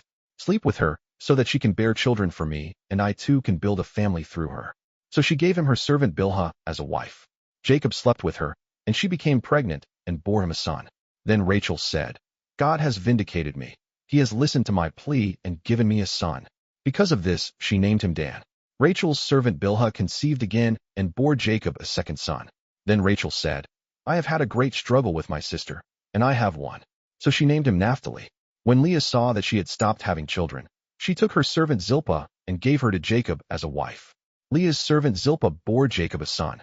Then Leah said, "What good fortune!" So she named him Gad. Leah's servant Zilpah bore Jacob a second son. Then Leah said, "How happy I am! The women will call me happy." So she named him Asher. During wheat harvest, Reuben went out into the fields and found some mandrake plants, which he brought to his mother Leah. Rachel said to Leah, "Please give me some of your son's mandrakes." But she said to her, "Wasn't it enough that you took away my husband? Will you take my son's mandrakes too?" "Very well," Rachel said. "He can sleep with you tonight in return for your son's mandrakes." So when Jacob came in from the fields that evening, Leah went out to meet him. "You must sleep with me," she said. "I have hired you with my son's mandrakes." So he slept with her that night. God listened to Leah, and she became pregnant and bore Jacob a 5th son. Then Leah said, "God has rewarded me for giving my servant to my husband." So she named him Issachar. Leah conceived again and bore Jacob a 6th son. Then Leah said, "God has presented me with a precious gift. This time my husband will treat me with honor, because I have borne him 6 sons." So she named him Zebulun. Sometime later she gave birth to a daughter and named her Dinah. Then God remembered Rachel. He listened to her and enabled her to conceive. She became pregnant and gave birth to a son and said, "God has taken away my disgrace." She named him Joseph and said, "May the Lord add to me another son." After Rachel gave birth to Joseph, Jacob said to Laban, "Send me on my way so I can go back to my own homeland. Give me my wives and children, for whom I have served you, and I will be on my way. You know how much work I have done for you." But Laban said to him, "If I have found favor in your eyes, please stay. I have learned by divination that the Lord has blessed me because of you." He added, "Name your wages, and I will pay them." Jacob said to him, "You know how I have worked for you, and how your livestock has fared under my care. The little you had before I came has increased greatly, and the Lord has blessed you wherever I have been. But now, when may I do something for my own household?" "What shall I give you?" he asked. "Don't give me anything," Jacob replied. "But if you will do this one thing for me, I will go on tending your flocks and watching over them. Let me go through all your flocks today and remove from them every speckled or spotted sheep, every dark-colored lamb, and every spotted or speckled goat. They will be my wages, and my honesty will testify for me in the future whenever you check on the wages you have paid me. Any goat in my possession that is not speckled or spotted, or any lamb that is not dark-colored, will be considered stolen." "Agreed," said Laban. "Let it be as you have said." That same day he removed all the male goats that were streaked or spotted, and all the speckled or spotted female goats, all that had white on them, and all the dark-colored lambs, and he placed them in the care of his sons. Then he put a 3-day journey between himself and Jacob, while Jacob continued to tend the rest of Laban's flocks. Jacob, however, took fresh-cut branches from poplar, almond, and plane trees and made white stripes on them by peeling the bark and exposing the white inner wood of the branches. Then he placed the peeled branches in all the watering troughs, so that they would be directly in front of the flocks when they came to drink. When the flocks were in heat and came to drink, they made it in front of the branches, and they bore young that were streaked or speckled or spotted. Jacob set apart the young of the flock by themselves, but made the rest face the streaked and dark-colored animals that belonged to Laban. Thus he made separate flocks for himself and did not put them with Laban's animals. Whenever the stronger females were in heat, Jacob would place the branches in the troughs in front of the animals so they would mate near the branches, but if the animals were weak, he would not place them there. So the weak animals went to Laban and the strong ones to Jacob. Thus the man grew exceedingly prosperous and came to own large flocks, and female and male servants, and camels and donkeys. Genesis chapter 31. Jacob heard that Laban's sons were saying, "Jacob has taken everything our father owned, and has gained all this wealth from what belonged to our father." And Jacob noticed that Laban's attitude toward him was not what it had been. Then the Lord said to Jacob, "Go back to the land of your fathers and to your relatives, and I will be with you." So Jacob sent word to Rachel and Leah to come out to the fields where his flocks were. He said to them, "I see that your father's attitude toward me is not what it was before, but the God of my father has been with me. You know that I've worked for your father with all my strength, yet your father has cheated me by changing my wages 10 times. However, God has not allowed him to harm me. If he said, 'The speckled ones will be your wages,' then all the flocks gave birth to speckled young. And if he said, 'The streaked ones will be your wages,' then all the flocks bore streaked young. So God has taken away your father's livestock and has given them to me. In breeding season, I once had a dream in which I looked up and saw that the male goats mating with the flock were streaked, speckled, or spotted.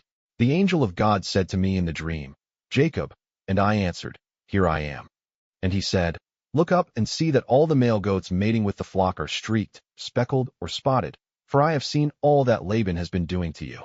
I am the God of Bethel, where you anointed a pillar and where you made a vow to me. Now leave this land at once and go back to your native land.' Then Rachel and Leah replied, 'Do we still have any share in the inheritance of our father's estate? Does he not regard us as foreigners? Not only has he sold us, but he has used up what was paid for us. Surely all the wealth that God took away from our father belongs to us and our children. So do whatever God has told you.' Then Jacob put his children and his wives on camels, and he drove all his livestock ahead of him, along with all the goods he had accumulated in Paddan Aram, to go to his father Isaac in the land of Canaan. When Laban had gone to shear his sheep, Rachel stole her father's household gods. Moreover, Jacob deceived Laban the Aramean by not telling him he was running away. So he fled with all he had, crossed the Euphrates River, and headed for the hill country of Gilead. On the third day Laban was told that Jacob had fled. Taking his relatives with him, he pursued Jacob for 7 days and caught up with him in the hill country of Gilead. Then God came to Laban the Aramean in a dream at night and said to him, 'Be careful not to say anything to Jacob, either good or bad.' Jacob had pitched his tent in the hill country of Gilead when Laban overtook him, and Laban and his relatives camped there too. Then Laban said to Jacob, 'What have you done? You've deceived me, and you've carried off my daughters like captives in war. Why did you run off secretly and deceive me? Why didn't you tell me, so I could send you away with joy and singing to the music of timbrels and harps? You didn't even let me kiss my grandchildren and my daughters goodbye. You have done a foolish thing. I have the power to harm you. But last night the God of your father said to me, "Be careful not to say anything to Jacob, either good or bad." Now you have gone off because you long to return to your father's household. But why did you steal my gods?' Jacob answered Laban, 'I was afraid, because I thought you would take your daughters away from me by force. But if you find anyone who has your gods, that person shall not live. In the presence of our relatives, see for yourself whether there is anything of yours here with me, and if so, take it.' Now Jacob did not know that Rachel had stolen the gods.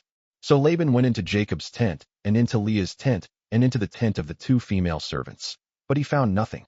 After he came out of Leah's tent, he entered Rachel's tent. Now Rachel had taken the household gods, and put them inside her camel's saddle, and was sitting on them. Laban searched through everything in the tent, but found nothing.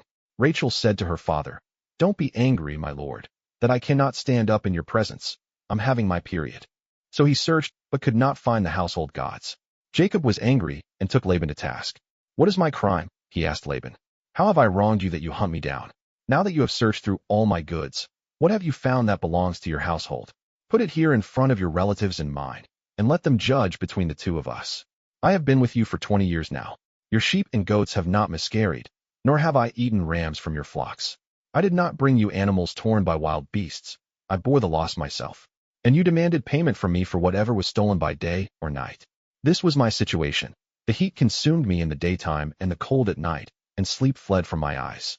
It was like this for the 20 years I was in your household. I worked for you 14 years for your 2 daughters and 6 years for your flocks, and you changed my wages 10 times. If the God of my father, the God of Abraham and the fear of Isaac, had not been with me, you would surely have sent me away empty-handed. But God has seen my hardship and the toil of my hands, and last night he rebuked you.' Laban answered Jacob, 'The women are my daughters, the children are my children, and the flocks are my flocks. All you see is mine. Yet what can I do today about these daughters of mine, or about the children they have borne? Come now, let's make a covenant, you and I, and let it serve as a witness between us.' So Jacob took a stone and set it up as a pillar. He said to his relatives, gather some stones. So they took stones and piled them in a heap, and they ate there by the heap. Laban called it Jegar-Sahadutha, and Jacob called it Galeed. Laban said, "This heap is a witness between you and me today." That is why it was called Galeed. It was also called Mizpah, because he said, "May the Lord keep watch between you and me when we are away from each other. If you mistreat my daughters, or if you take any wives besides my daughters, even though no one is with us, remember that God is a witness between you and me." Laban also said to Jacob, "Here is this heap, and here is this pillar I have set up between you and me. This heap is a witness, and this pillar is a witness, that I will not go past this heap to your side to harm you, and that you will not go past this heap and pillar to my side to harm you. May the God of Abraham and the God of Nahor, the God of their father, judge between us." So Jacob took an oath in the name of the fear of his father Isaac. He offered a sacrifice there in the hill country and invited his relatives to a meal. After they had eaten, they spent the night there. Early the next morning Laban kissed his grandchildren and his daughters and blessed them. Then he left and returned home. Genesis chapter 32. Jacob also went on his way, and the angels of God met him. When Jacob saw them, he said, "This is the camp of God." So he named that place Mahanaim. Jacob sent messengers ahead of him to his brother Esau in the land of Seir, the country of Edom. He instructed them, "This is what you are to say to my lord Esau. Your servant Jacob says, I have been staying with Laban and have remained there till now. I have cattle and donkeys, sheep and goats, male and female servants. Now I am sending this message to my lord, that I may find favor in your eyes." When the messengers returned to Jacob, they said, "We went to your brother Esau, and now he is coming to meet you, and 400 men are with him." In great fear and distress Jacob divided the people who were with him into two groups, and the flocks and herds and camels as well. He thought, if Esau comes and attacks one group, the group that is left may escape. Then Jacob prayed, "O God of my father Abraham, God of my father Isaac, Lord, you who said to me, 'Go back to your country and your relatives, and I will make you prosper.' I am unworthy of all the kindness and faithfulness you have shown your servant. I had only my staff when I crossed this Jordan, but now I have become two camps. Save me, I pray, from the hand of my brother Esau, for I am afraid he will come and attack me, and also the mothers with their children. But you have said, 'I will surely make you prosper, and will make your descendants like the sand of the sea, which cannot be counted.'" He spent the night there, and from what he had with him he selected a gift for his brother Esau: 200 female goats and 20 male goats, 200 ewes and 20 rams, 30 female camels with their young, 40 cows and 10 bulls, and 20 female donkeys and 10 male donkeys. He put them in the care of his servants, each herd by itself, and said to his servants, "Go ahead of me, and keep some space between the herds." He instructed the one in the lead, "When my brother Esau meets you and asks, 'Who do you belong to, and where are you going, and who owns all these animals in front of you?' then you are to say, 'They belong to your servant Jacob. They are a gift sent to my lord Esau, and he is coming behind us.'" He also instructed the second, the third, and all the others who followed the herds, "You are to say the same thing to Esau when you meet him, and be sure to say, 'Your servant Jacob is coming behind us.'" For he thought, "I will pacify him with these gifts I am sending on ahead. Later, when I see him, perhaps he will receive me." So Jacob's gifts went on ahead of him, but he himself spent the night in the camp. That night Jacob got up and took his 2 wives, his 2 female servants, and his 11 sons, and crossed the ford of the Jabbok. After he had sent them across the stream, he sent over all his possessions. So Jacob was left alone, and a man wrestled with him till daybreak. When the man saw that he could not overpower him, he touched the socket of Jacob's hip, so that his hip was wrenched as he wrestled with the man. Then the man said, "Let me go, for it is daybreak." But Jacob replied, "I will not let you go unless you bless me." The man asked him, "What is your name?" "Jacob," he answered. Then the man said, "Your name will no longer be Jacob, but Israel, because you have struggled with God and with humans, and have overcome." Jacob said, "Please tell me your name." But he replied, "Why do you ask my name?" Then he blessed him there. So Jacob called the place Peniel, saying, "It is because I saw God face to face, and yet my life was spared." The sun rose above him as he passed Peniel, and he was limping because of his hip. Therefore to this day the Israelites do not eat the tendon attached to the socket of the hip, because the socket of Jacob's hip was touched near the tendon. Genesis chapter 33. Jacob looked up, and there was Esau, coming with his 400 men. So he divided the children among Leah, Rachel, and the 2 female servants. He put the female servants and their children in front, Leah and her children next, and Rachel and Joseph in the rear. He himself went on ahead and bowed down to the ground 7 times as he approached his brother. But Esau ran to meet Jacob and embraced him. He threw his arms around his neck and kissed him. And they wept. Then Esau looked up and saw the women and children. "Who are these with you?" he asked. Jacob answered, "They are the children God has graciously given your servant." Then the female servants and their children approached and bowed down. Next, Leah and her children came and bowed down. Last of all came Joseph and Rachel, and they too bowed down. Esau asked, "What's the meaning of all these flocks and herds I met?" "To find favor in your eyes, my lord," he said. But Esau said, "I already have plenty, my brother. Keep what you have for yourself." "No, please," said Jacob. "If I have found favor in your eyes, accept this gift from me. For to see your face is like seeing the face of God. Now that you have received me favorably, please accept the present that was brought to you. For God has been gracious to me, and I have all I need." And because Jacob insisted, Esau accepted it. Then Esau said, "Let us be on our way. I'll accompany you." But Jacob said to him, "My lord knows that the children are tender, and that I must care for the ewes and cows that are nursing their young. If they are driven hard just one day, all the animals will die. So let my lord go on ahead of his servant, while I move along slowly at the pace of the flocks and herds before me and the pace of the children, until I come to my lord in Seir." Esau said, "Then let me leave some of my men with you." But Jacob answered, "Why do that? Just let me find favor in the eyes of my lord." So that day Esau started on his way back to Seir. Jacob, however, went to Succoth, where he built a place for himself and made shelters for his livestock. That is why the place is called Succoth. After Jacob came from Paddan Aram, he arrived safely at the city of Shechem in Canaan and camped within sight of the city. For 100 pieces of silver, he bought from the sons of Hamor, the father of Shechem, the plot of ground where he pitched his tent. There he set up an altar and called it El Elohe Israel. Genesis chapter 34.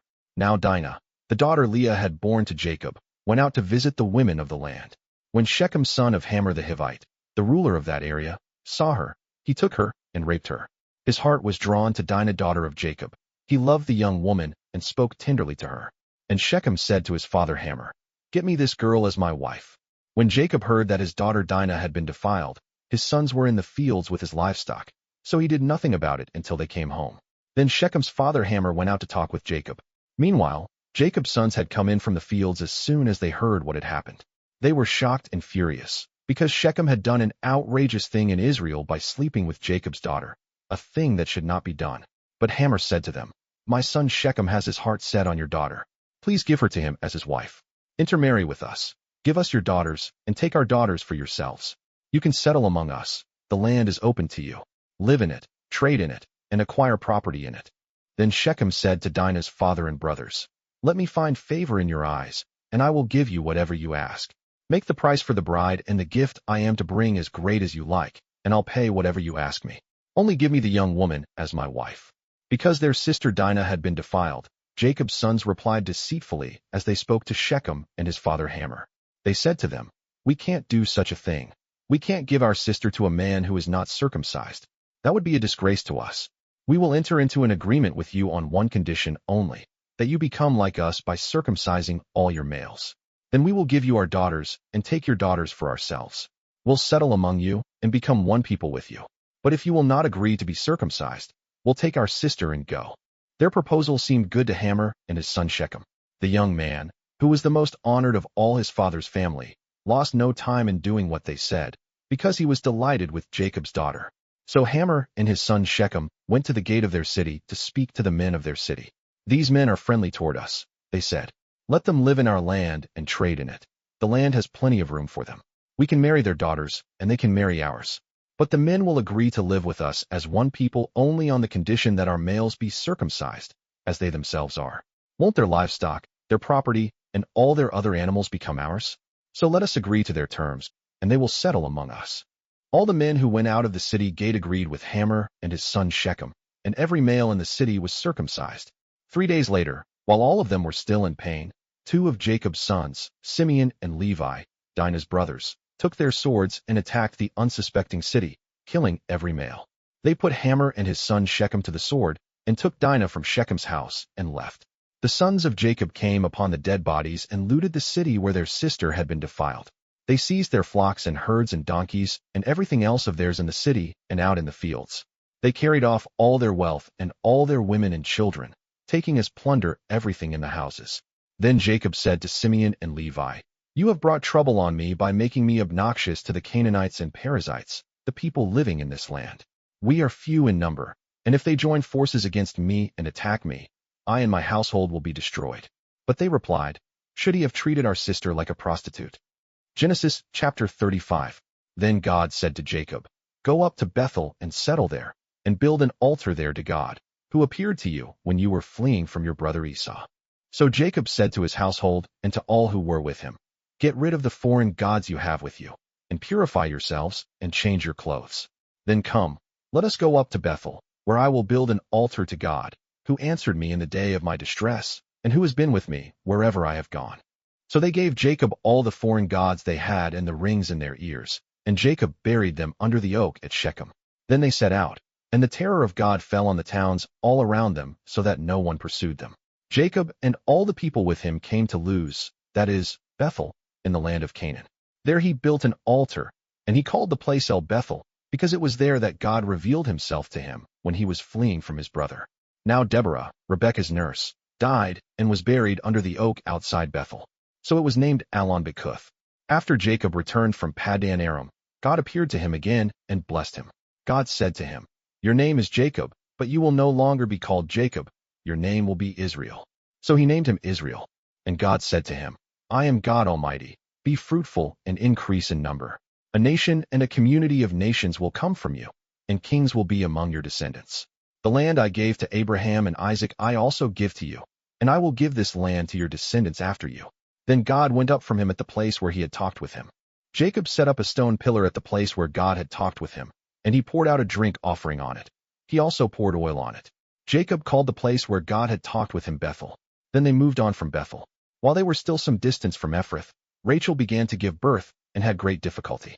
And as she was having great difficulty in childbirth, the midwife said to her, "Don't despair, for you have another son." As she breathed her last, for she was dying, she named her son Benoni, but his father named him Benjamin.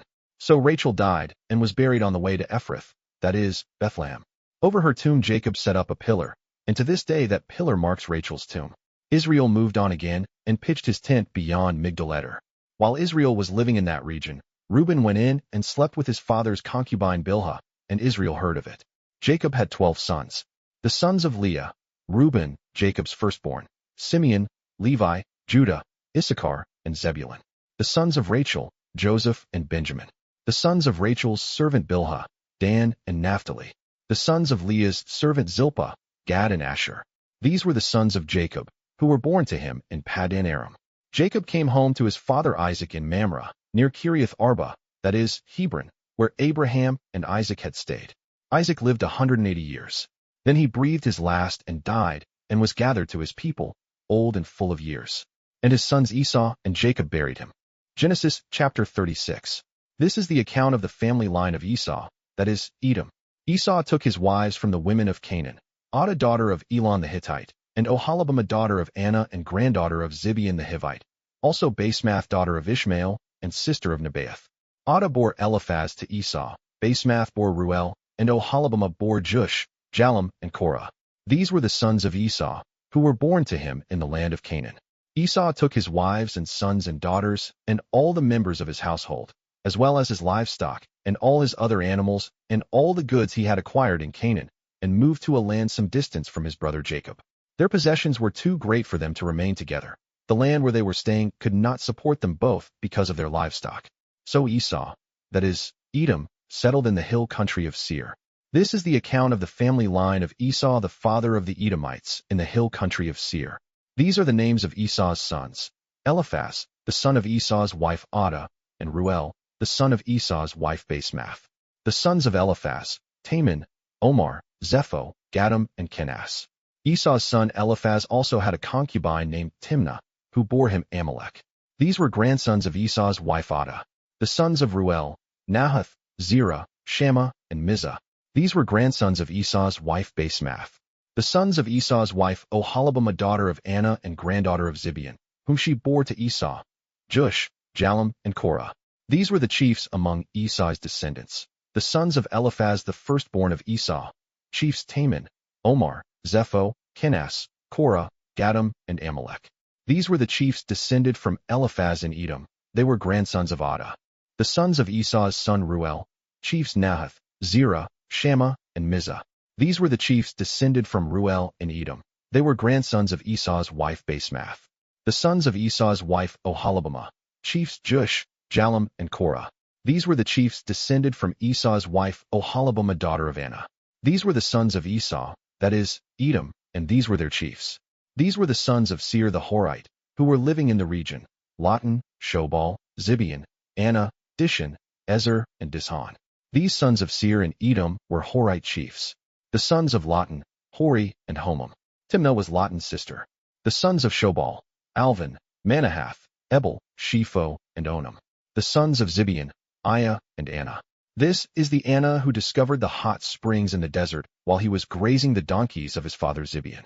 The children of Anah, Dishan and Oholibamah daughter of Anah. The sons of Dishan, Hemdan, Eshban, Ithran, and Karen. The sons of Ezer, Bilhan, Zavan, and Akan. The sons of Dishon, Uzi and Aaron. These were the Horite chiefs: Lotan, Shobal, Zibeon, Anah, Dishan, Ezer, and Dishon. These were the Horite chiefs, according to their divisions, in the land of Seir. These were the kings who reigned in Edom before any Israelite king reigned. Bela son of Beer became king of Edom. His city was named Dinhabah. When Bela died, Jobab son of Zerah from Bozrah succeeded him as king. When Jobab died, Husham from the land of the Temanites succeeded him as king. When Husham died, Hadad son of Bedad, who defeated Midian in the country of Moab, succeeded him as king. His city was named Avith. When Hadad died, Samlah from Misreka succeeded him as king. When Samlah died, Shaul from Rehoboth on the river succeeded him as king. When Shaul died, Baalhanan son of Achbeer succeeded him as king. When Baalhanan son of Achbeer died, Hadad succeeded him as king. His city was named Pau, and his wife's name was Mehetabel daughter of Matred, the daughter of Mezahab. These were the chiefs descended from Esau, by name, according to their clans and regions: Timnah, Alva, Jetheth, Oholibamah, Elah, Pinion, Kenaz, Taman, Mibzar, Magdiel, and Iram.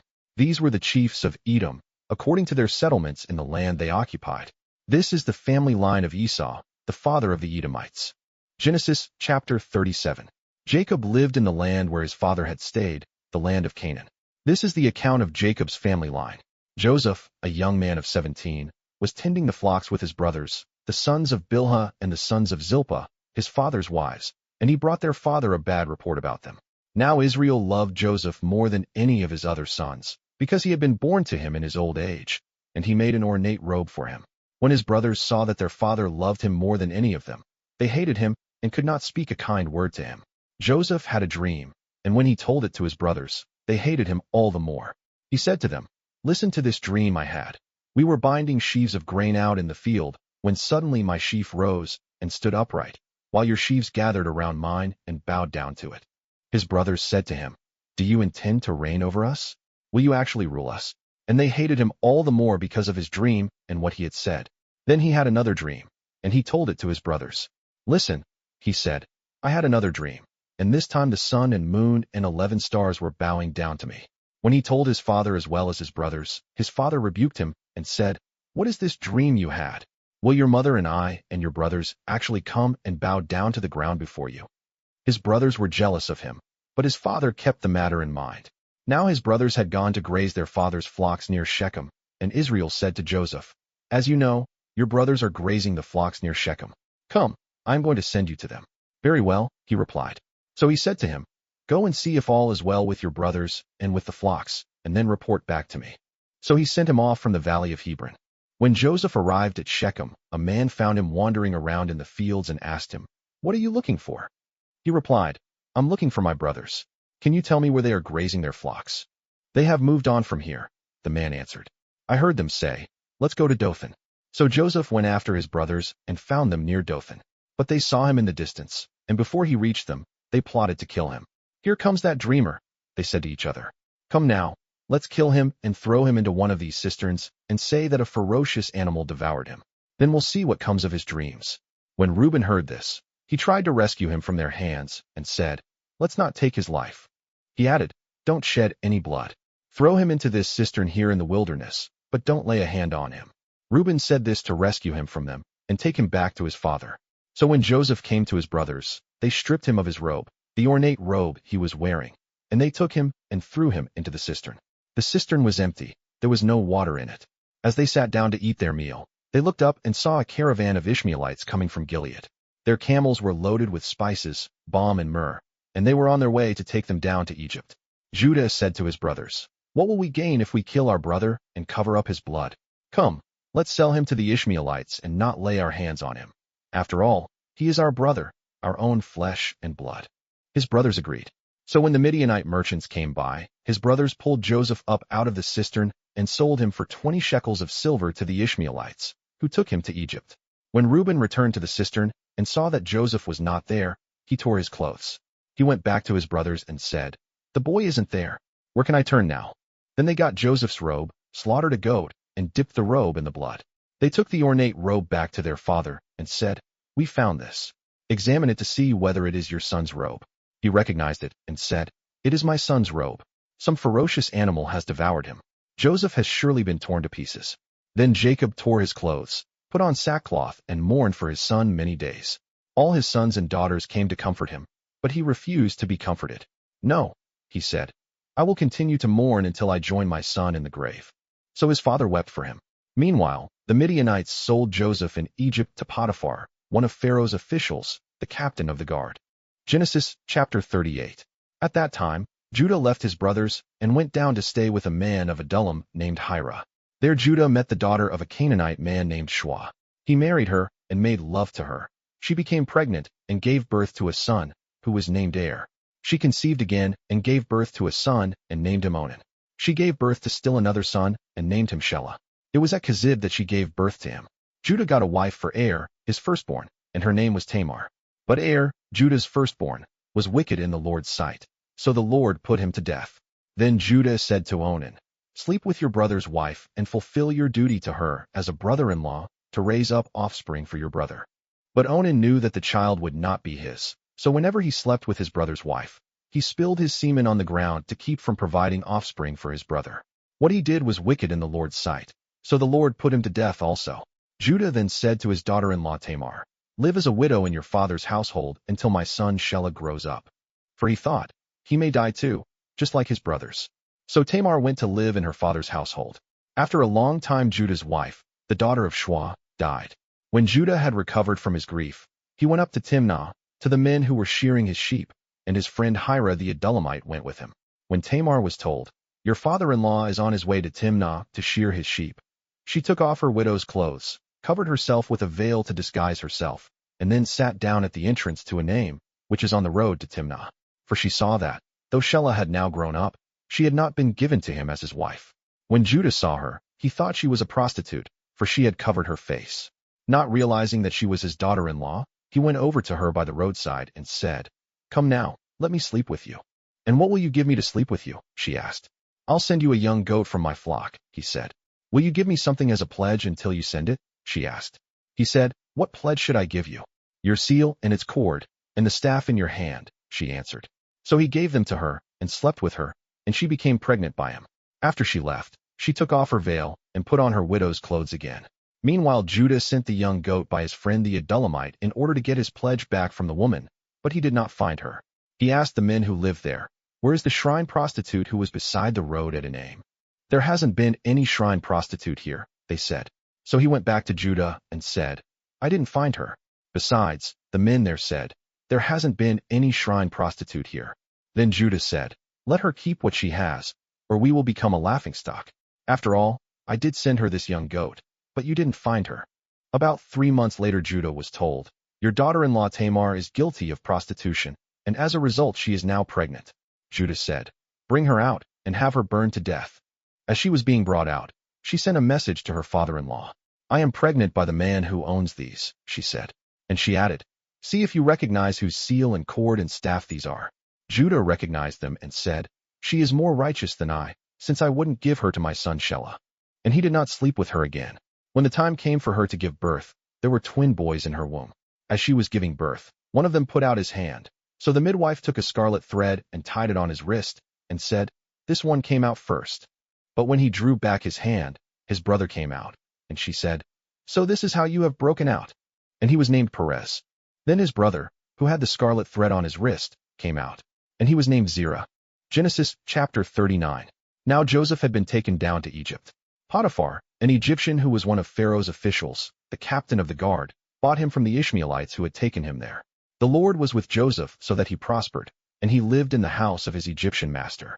When his master saw that the Lord was with him, and that the Lord gave him success in everything he did, Joseph found favor in his eyes, and became his attendant. Potiphar put him in charge of his household, and he entrusted to his care everything he owned. From the time he put him in charge of his household and of all that he owned, the Lord blessed the household of the Egyptian because of Joseph. The blessing of the Lord was on everything Potiphar had, both in the house and in the field. So Potiphar left everything he had in Joseph's care. With Joseph in charge, he did not concern himself with anything except the food he ate. Now Joseph was well-built and handsome, and after a while his master's wife took notice of Joseph and said, "Come to bed with me." But he refused and said to his master's wife, "With me in charge, my master does not concern himself with anything in the house. Everything he owns he has entrusted to my care. No one is greater in this house than I am. My master has withheld nothing from me except you, because you are his wife. How then could I do such a wicked thing and sin against God?" And though she spoke to Joseph day after day, he refused to go to bed with her or even be with her. One day he went into the house to attend to his duties, and none of the household servants was inside. She caught him by his cloak and said, "Come to bed with me." But he left his cloak in her hand and ran out of the house. When she saw that he had left his cloak in her hand and had run out of the house, she called her household servants. "Look," she said to them, "this Hebrew has been brought to us to make sport of us. He came in here to sleep with me, but I screamed. When he heard me scream for help, he left his cloak beside me and ran out of the house." She kept his cloak beside her until his master came home. Then she told him this story. "That Hebrew slave you brought us came to me to make sport of me. But as soon as I screamed for help, he left his cloak beside me and ran out of the house." When his master heard the story his wife told him, saying, "This is how your slave treated me," he burned with anger. Joseph's master took him and put him in prison, the place where the king's prisoners were confined. But while Joseph was there in the prison, the Lord was with him. He showed him kindness and granted him favor in the eyes of the prison warden. So the warden put Joseph in charge of all those held in the prison, and he was made responsible for all that was done there. The warden paid no attention to anything under Joseph's care, because the Lord was with Joseph and gave him success in whatever he did. Genesis chapter 40. Sometime later, the cupbearer and the baker of the king of Egypt offended their master, the king of Egypt. Pharaoh was angry with his two officials, the chief cupbearer and the chief baker, and put them in custody in the house of the captain of the guard, in the same prison where Joseph was confined. The captain of the guard assigned them to Joseph, and he attended them. After they had been in custody for some time, each of the two men, the cupbearer and the baker of the king of Egypt, who were being held in prison, had a dream the same night, and each dream had a meaning of its own. When Joseph came to them the next morning, he saw that they were dejected. So he asked Pharaoh's officials who were in custody with him in his master's house, "Why do you look so sad today?" "We both had dreams," they answered, "but there is no one to interpret them." Then Joseph said to them, "Do not interpretations belong to God? Tell me your dreams." So the chief cupbearer told Joseph his dream. He said to him, "In my dream I saw a vine in front of me, and on the vine were 3 branches. As soon as it budded, it blossomed, and its clusters ripened into grapes. Pharaoh's cup was in my hand, and I took the grapes, squeezed them into Pharaoh's cup, and put the cup in his hand." "This is what it means," Joseph said to him. "The 3 branches are 3 days. Within 3 days Pharaoh will lift up your head and restore you to your position, and you will put Pharaoh's cup in his hand, just as you used to do when you were his cupbearer. But when all goes well with you, remember me and show me kindness. Mention me to Pharaoh and get me out of this prison. I was forcibly carried off from the land of the Hebrews, and even here I have done nothing to deserve being put in a dungeon." When the chief baker saw that Joseph had given a favorable interpretation, he said to Joseph, "I too had a dream. On my head were 3 baskets of bread. In the top basket were all kinds of baked goods for Pharaoh, but the birds were eating them out of the basket on my head." "This is what it means," Joseph said. "The 3 baskets are 3 days. Within 3 days Pharaoh will lift off your head and impale your body on a pole, and the birds will eat away your flesh." Now the 3rd day was Pharaoh's birthday, and he gave a feast for all his officials. He lifted up the heads of the chief cupbearer and the chief baker in the presence of his officials. He restored the chief cupbearer to his position, so that he once again put the cup into Pharaoh's hand, but he impaled the chief baker, just as Joseph had said to them in his interpretation. The chief cupbearer, however, did not remember Joseph, he forgot him. Genesis chapter 41. When 2 full years had passed, Pharaoh had a dream. He was standing by the Nile, when out of the river there came up 7 cows, sleek and fat, and they grazed among the reeds. After them, 7 other cows, ugly and gaunt, came up out of the Nile and stood beside those on the riverbank. And the cows that were ugly and gaunt ate up the 7 sleek, fat cows. Then Pharaoh woke up. He fell asleep again and had a second dream. 7 heads of grain, healthy and good, were growing on a single stalk. After them, 7 other heads of grain sprouted, thin and scorched by the east wind. The thin heads of grain swallowed up the 7 healthy, full heads. Then Pharaoh woke up. It was a dream. In the morning his mind was troubled, so he sent for all the magicians and wise men of Egypt. Pharaoh told them his dreams, but no one could interpret them for him. Then the chief cupbearer said to Pharaoh, "Today I am reminded of my shortcomings. Pharaoh was once angry with his servants, and he imprisoned me and the chief baker in the house of the captain of the guard. Each of us had a dream the same night, and each dream had a meaning of its own. Now a young Hebrew was there with us, a servant of the captain of the guard. We told him our dreams, and he interpreted them for us, giving each man the interpretation of his dream. And things turned out exactly as he interpreted them to us. I was restored to my position, and the other man was impaled." So Pharaoh sent for Joseph, and he was quickly brought from the dungeon. When he had shaved and changed his clothes, he came before Pharaoh. Pharaoh said to Joseph, "I had a dream, and no one can interpret it. But I have heard it said of you that when you hear a dream, you can interpret it. I cannot do it." Joseph replied to Pharaoh, "But God will give Pharaoh the answer he desires." Then Pharaoh said to Joseph, "In my dream I was standing on the bank of the Nile, when out of the river there came up 7 cows, fat and sleek, and they grazed among the reeds. After them, 7 other cows came up, scrawny and very ugly and lean. I had never seen such ugly cows in all the land of Egypt. The lean, ugly cows ate up the 7 fat cows that came up first. But even after they ate them, no one could tell that they had done so. They looked just as ugly as before. Then I woke up.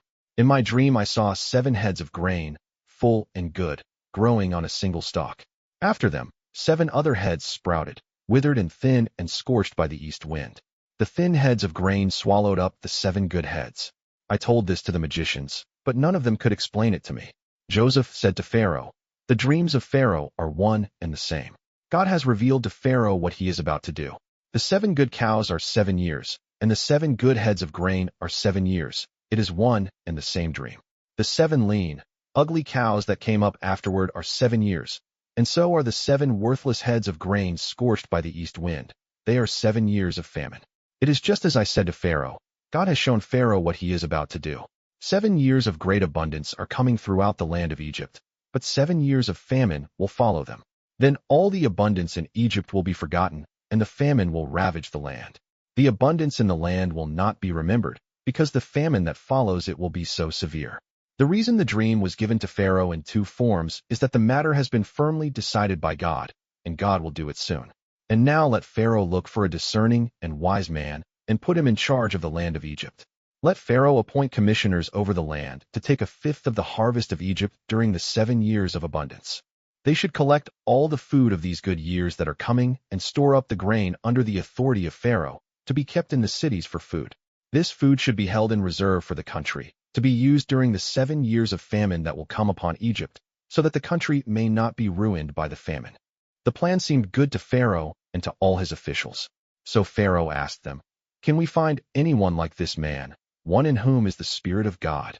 Then Pharaoh said to Joseph, "Since God has made all this known to you, there is no one so discerning and wise as you.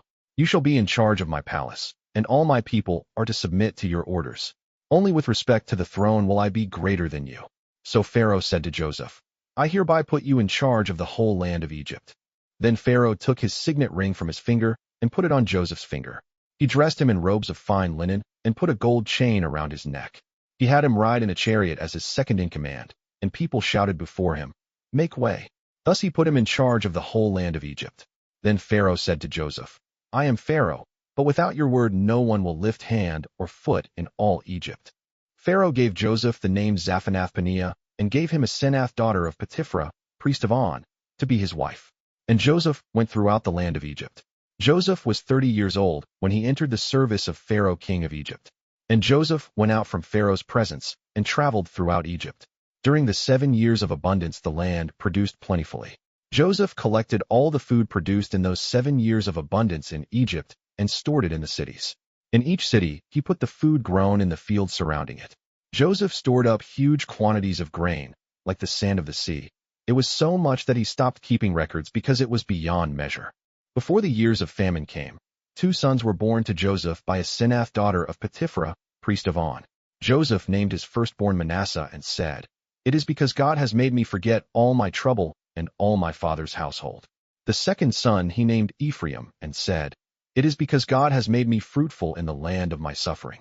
The 7 years of abundance in Egypt came to an end, and the 7 years of famine began, just as Joseph had said.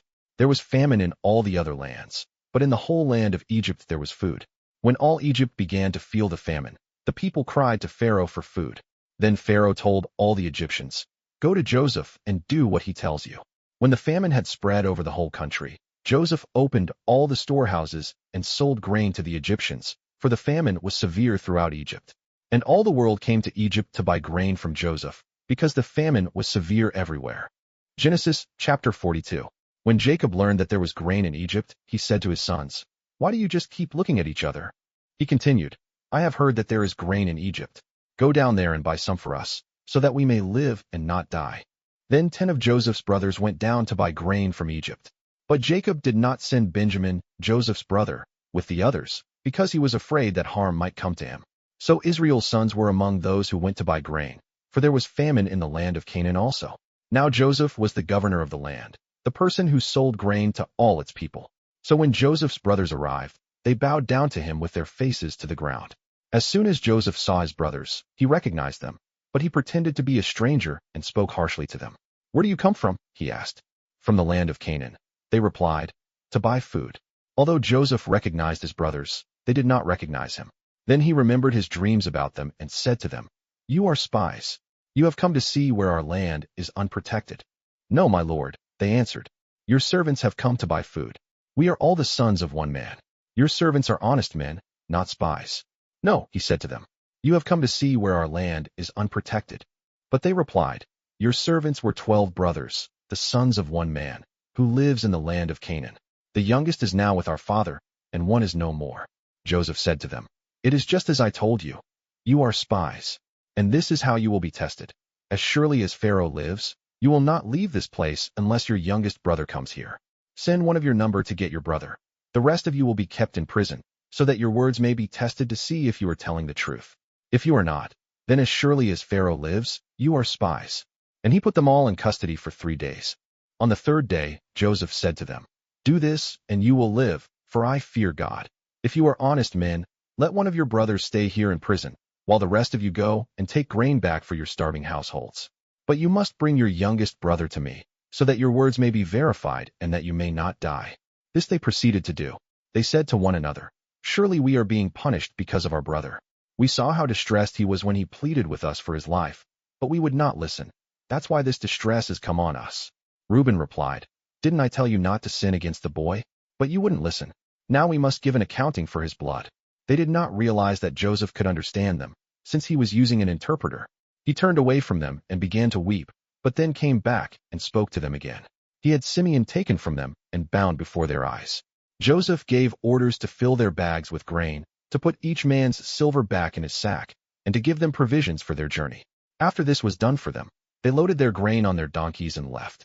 At the place where they stopped for the night, one of them opened his sack to get feed for his donkey, and he saw his silver in the mouth of his sack. "My silver has been returned," he said to his brothers. "Here it is in my sack." Their hearts sank, and they turned to each other trembling and said, "What is this that God has done to us?" When they came to their father Jacob in the land of Canaan, they told him all that had happened to them. They said, "The man who is lord over the land spoke harshly to us and treated us as though we were spying on the land. But we said to him, 'We are honest men, we are not spies. We were 12 brothers, sons of one father. One is no more, and the youngest is now with our father in Canaan.' Then the man who is lord over the land said to us, 'This is how I will know whether you are honest men.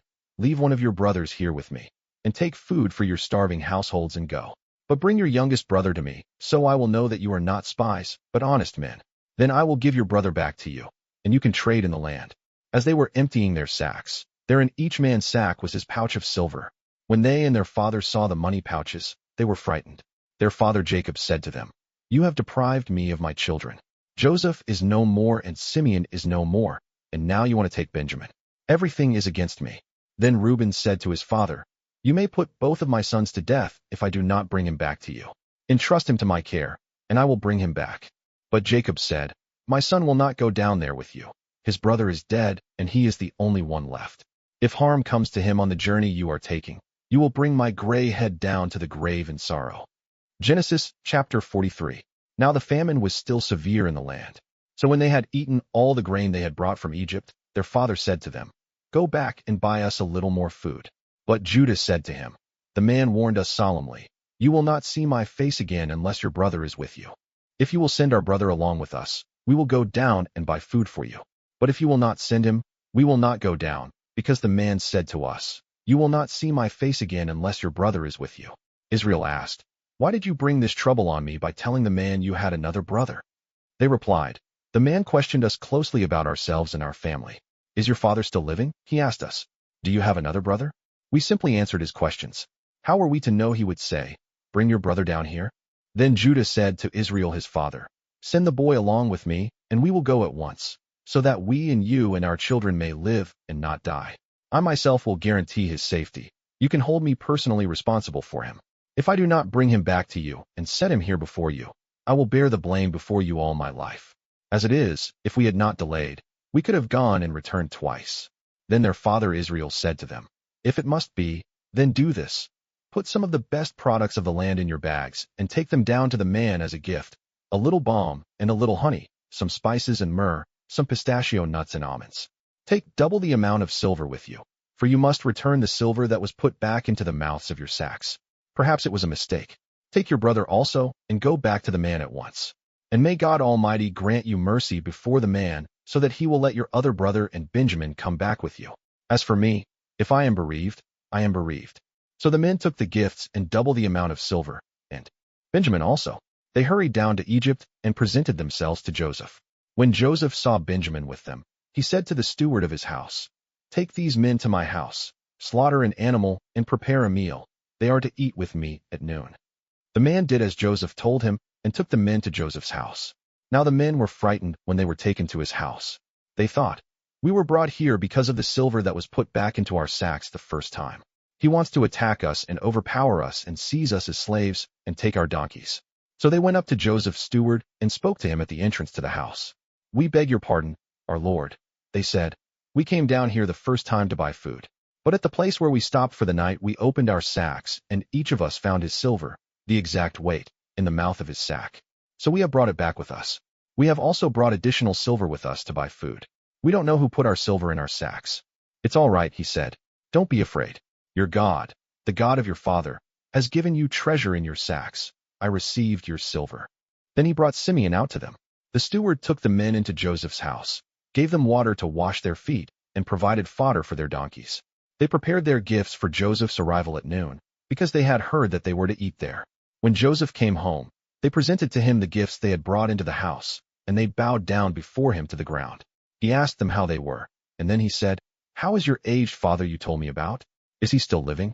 They replied, "Your servant our father is still alive and well." And they bowed down, prostrating themselves. As he looked about and saw his brother Benjamin, his own mother's son, he asked, "Is this your youngest brother, the one you told me about?" And he said, "God be gracious to you, my son." Deeply moved at the sight of his brother, Joseph hurried out and looked for a place to weep. He went into his private room and wept there. After he had washed his face, he came out and, controlling himself, said, "Serve the food." They served him by himself, the brothers by themselves, and the Egyptians who ate with him by themselves, because Egyptians could not eat with Hebrews, for that is detestable to Egyptians.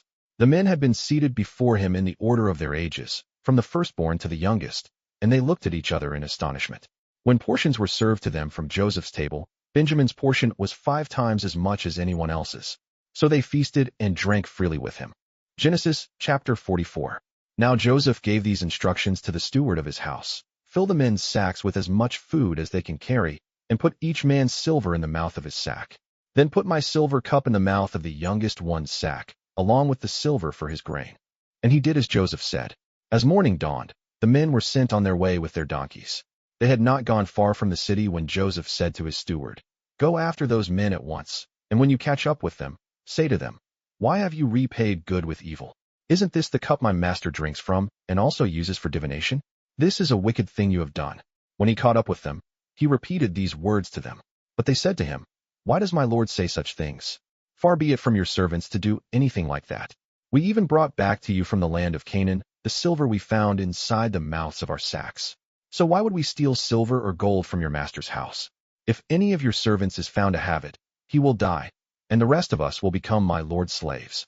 "Very well, then," he said, "let it be as you say. Whoever is found to have it will become my slave. The rest of you will be free from blame." Each of them quickly lowered his sack to the ground and opened it.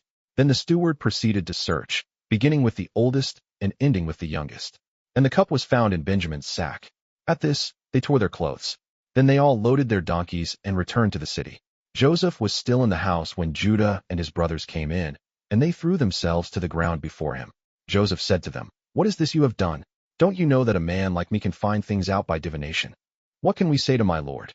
Judah replied, "What can we say? How can we prove our innocence? God has uncovered your servant's guilt. We are now my lord's slaves, we ourselves and the one who was found to have the cup." But Joseph said, "Far be it from me to do such a thing. Only the man who was found to have the cup will become my slave. The rest of you, go back to your father in peace." Then Judah went up to him and said, "Pardon your servant, my lord. Let me speak a word to my lord. Do not be angry with your servant, though you are equal to Pharaoh himself." My lord asked his servants, "Do you have a father or a brother?" And we answered, "We have an aged father, and there is a young brother born to him in his old age. His brother is dead, and he is the only one of his mother's sons left, and his father loves him." Then you said to your servants, "Bring him down to me, so I can see him for myself." And we said to my lord, "The boy cannot leave his father. If he leaves him, his father will die." But you told your servants, "Unless your youngest brother comes down with you, you will not see my face again." When we went back to your servant my father, we told him what my lord had said. Then our father said, "Go back and buy a little more food." But we said, "We cannot go down. Only if our youngest brother is with us will we go. We cannot see the man's face unless our youngest brother is with us." Your servant my father said to us, "You know that my wife bore me 2 sons. One of them went away from me, and I said, 'He has surely been torn to pieces,' and I have not seen him since. If you take this one from me too and harm comes to him, you will bring my gray head down to the grave in misery. So now, if the boy is not with us when I go back to your servant my father, and if my father, whose life is closely bound up with the boy's life, sees that the boy isn't there, he will die. Your servants will bring the gray head of our father down to the grave in sorrow." Your servant guaranteed the boy's safety to my father. I said, "If I do not bring him back to you, I will bear the blame before you, my father, all my life. Now then, please let your servant remain here as my lord's slave in place of the boy, and let the boy return with his brothers. How can I go back to my father if the boy is not with me? No, do not let me see the misery that would come on my father." Genesis chapter 45. Then Joseph could no longer control himself before all his attendants, and he cried out, "Have everyone leave my presence." So there was no one with Joseph when he made himself known to his brothers. And he wept so loudly that the Egyptians heard him, and Pharaoh's household heard about it. Joseph said to his brothers, "I am Joseph. Is my father still living?" But his brothers were not able to answer him, because they were terrified at his presence. Then Joseph said to his brothers, "Come close to me." When they had done so, he said, "I am your brother Joseph, the one you sold into Egypt.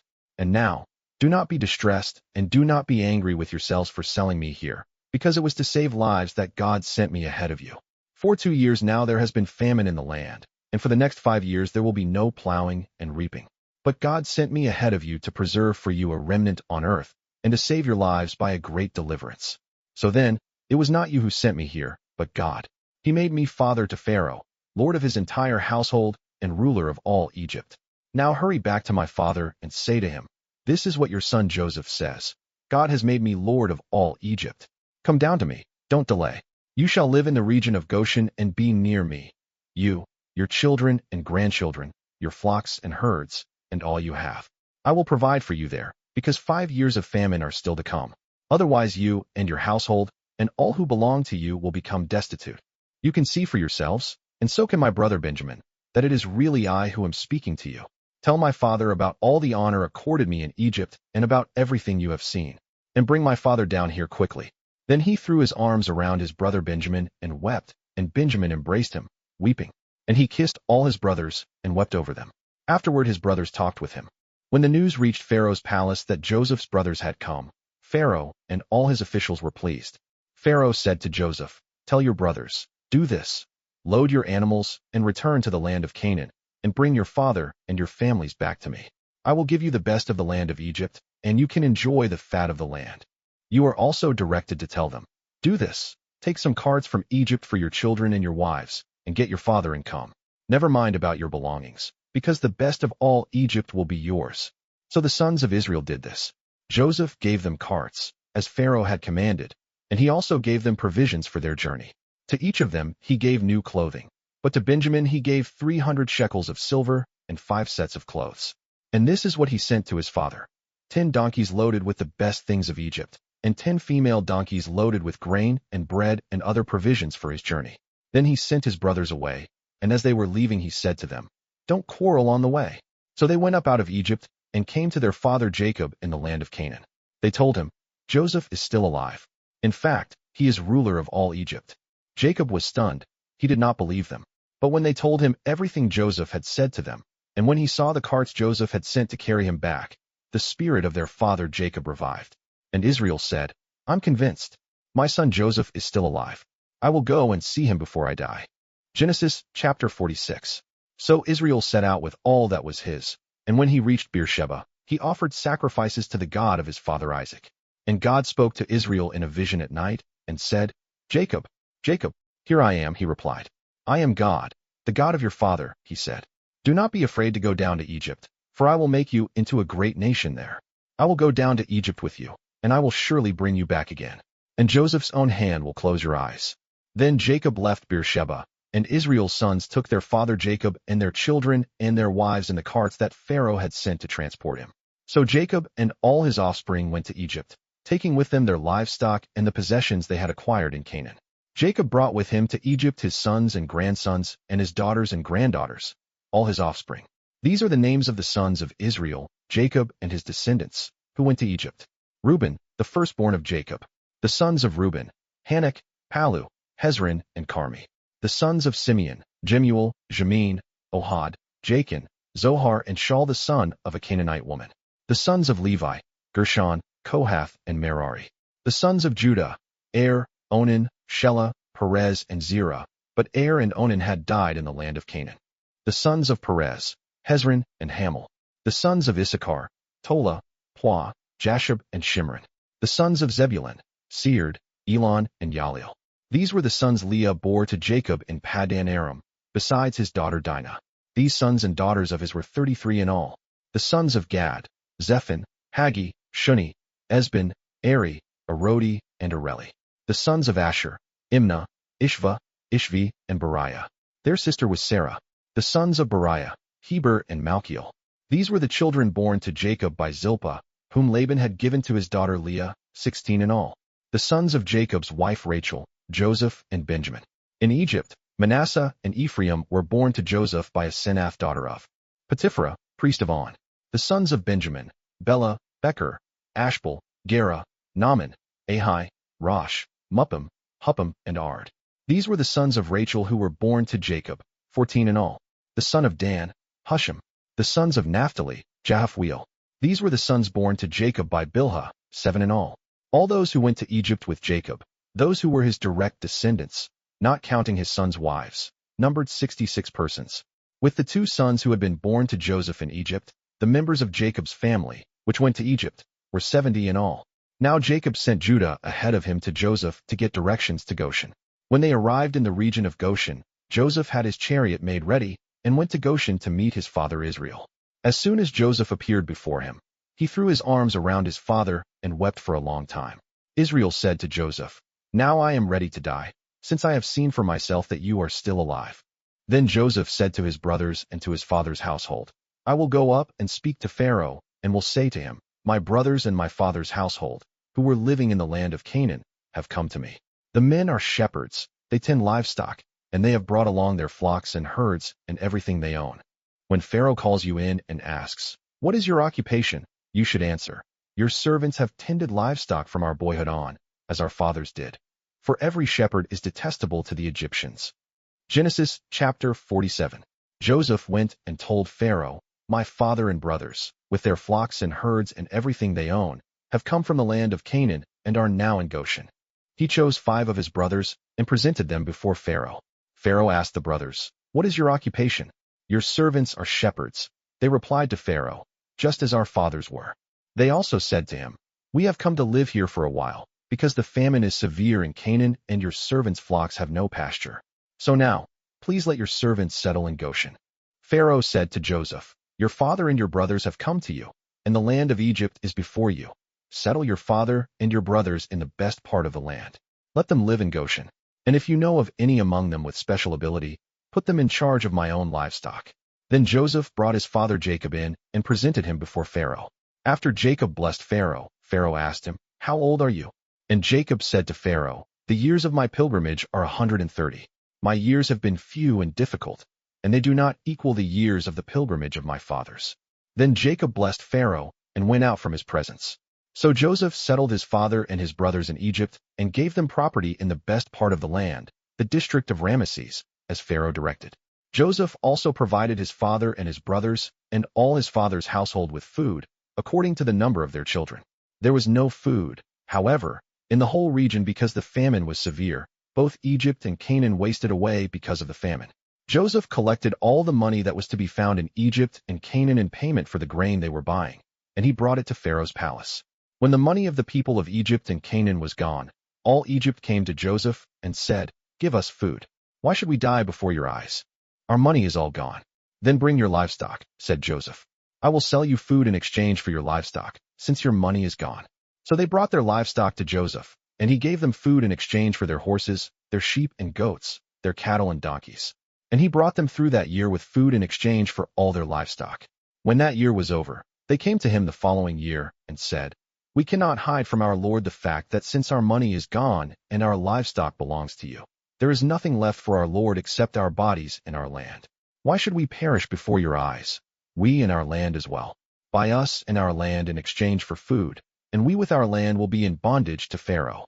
Give us seed so that we may live and not die, and that the land may not become desolate." So Joseph bought all the land in Egypt for Pharaoh. The Egyptians, one and all, sold their fields, because the famine was too severe for them. The land became Pharaoh's, and Joseph reduced the people to servitude, from one end of Egypt to the other.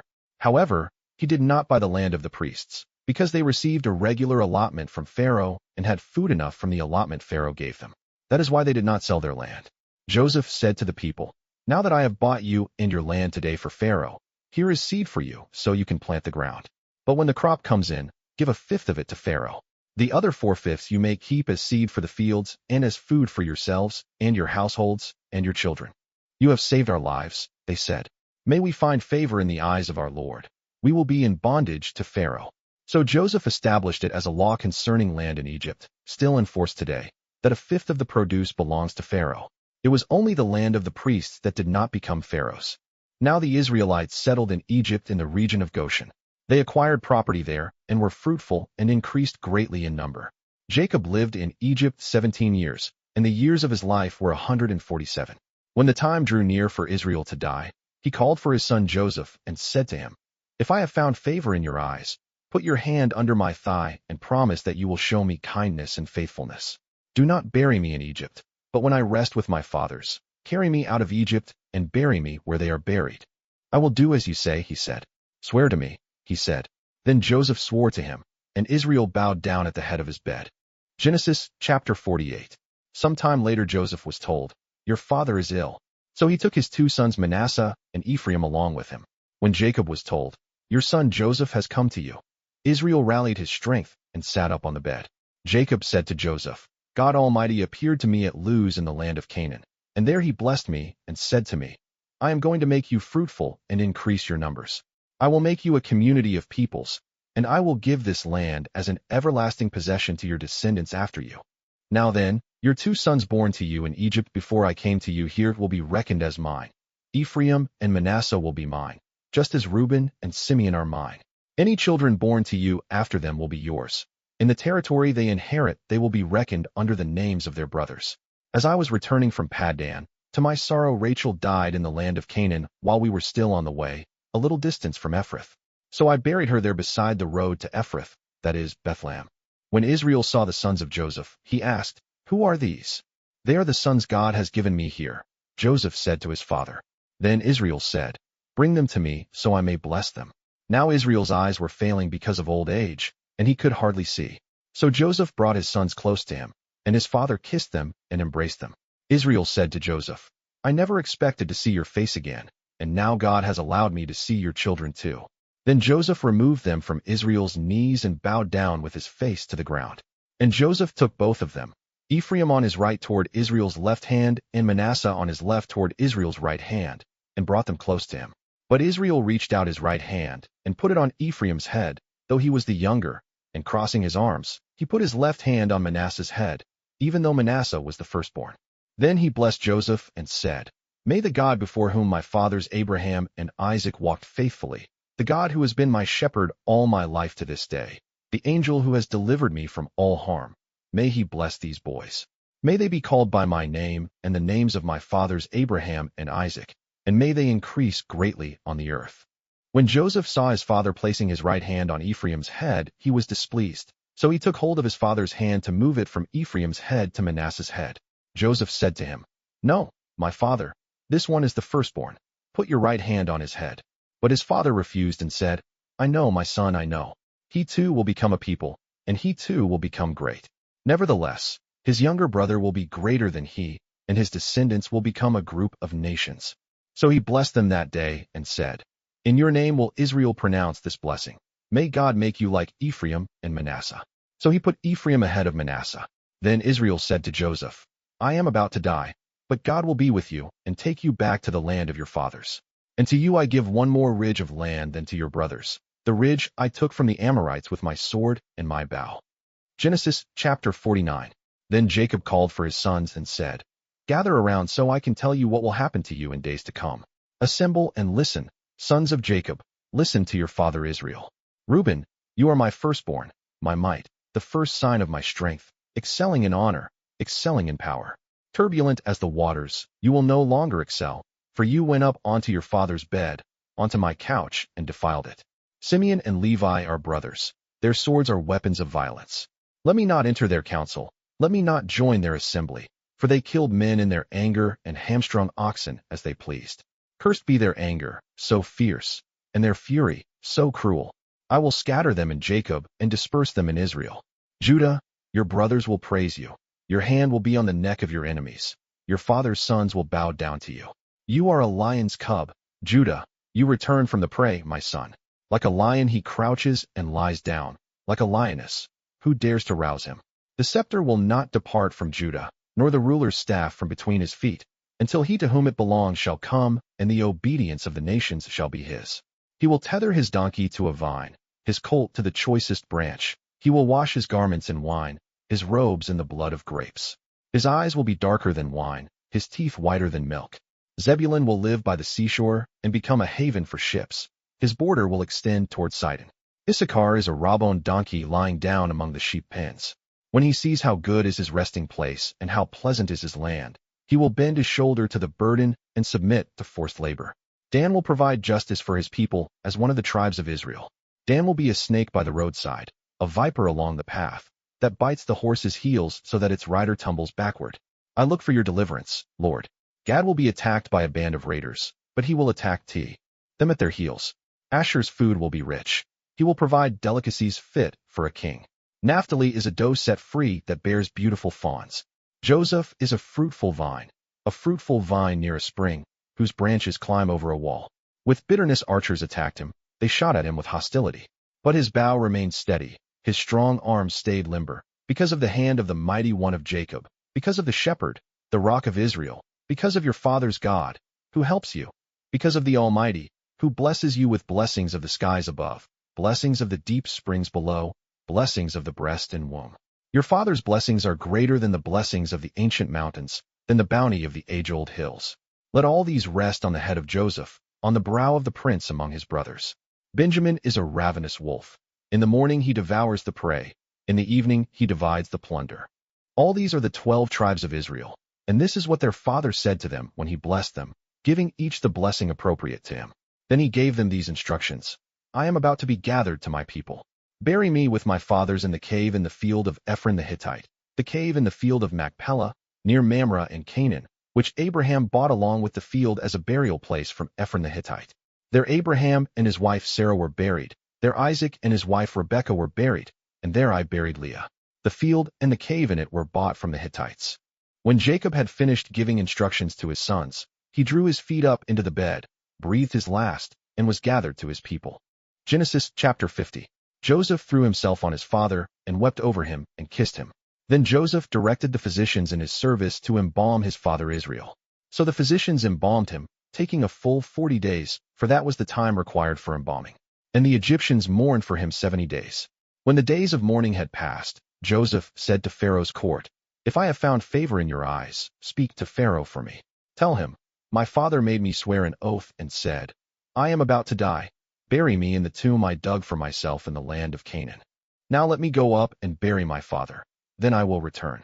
Pharaoh said, Go up and bury your father, as he made you swear to do. So Joseph went up to bury his father.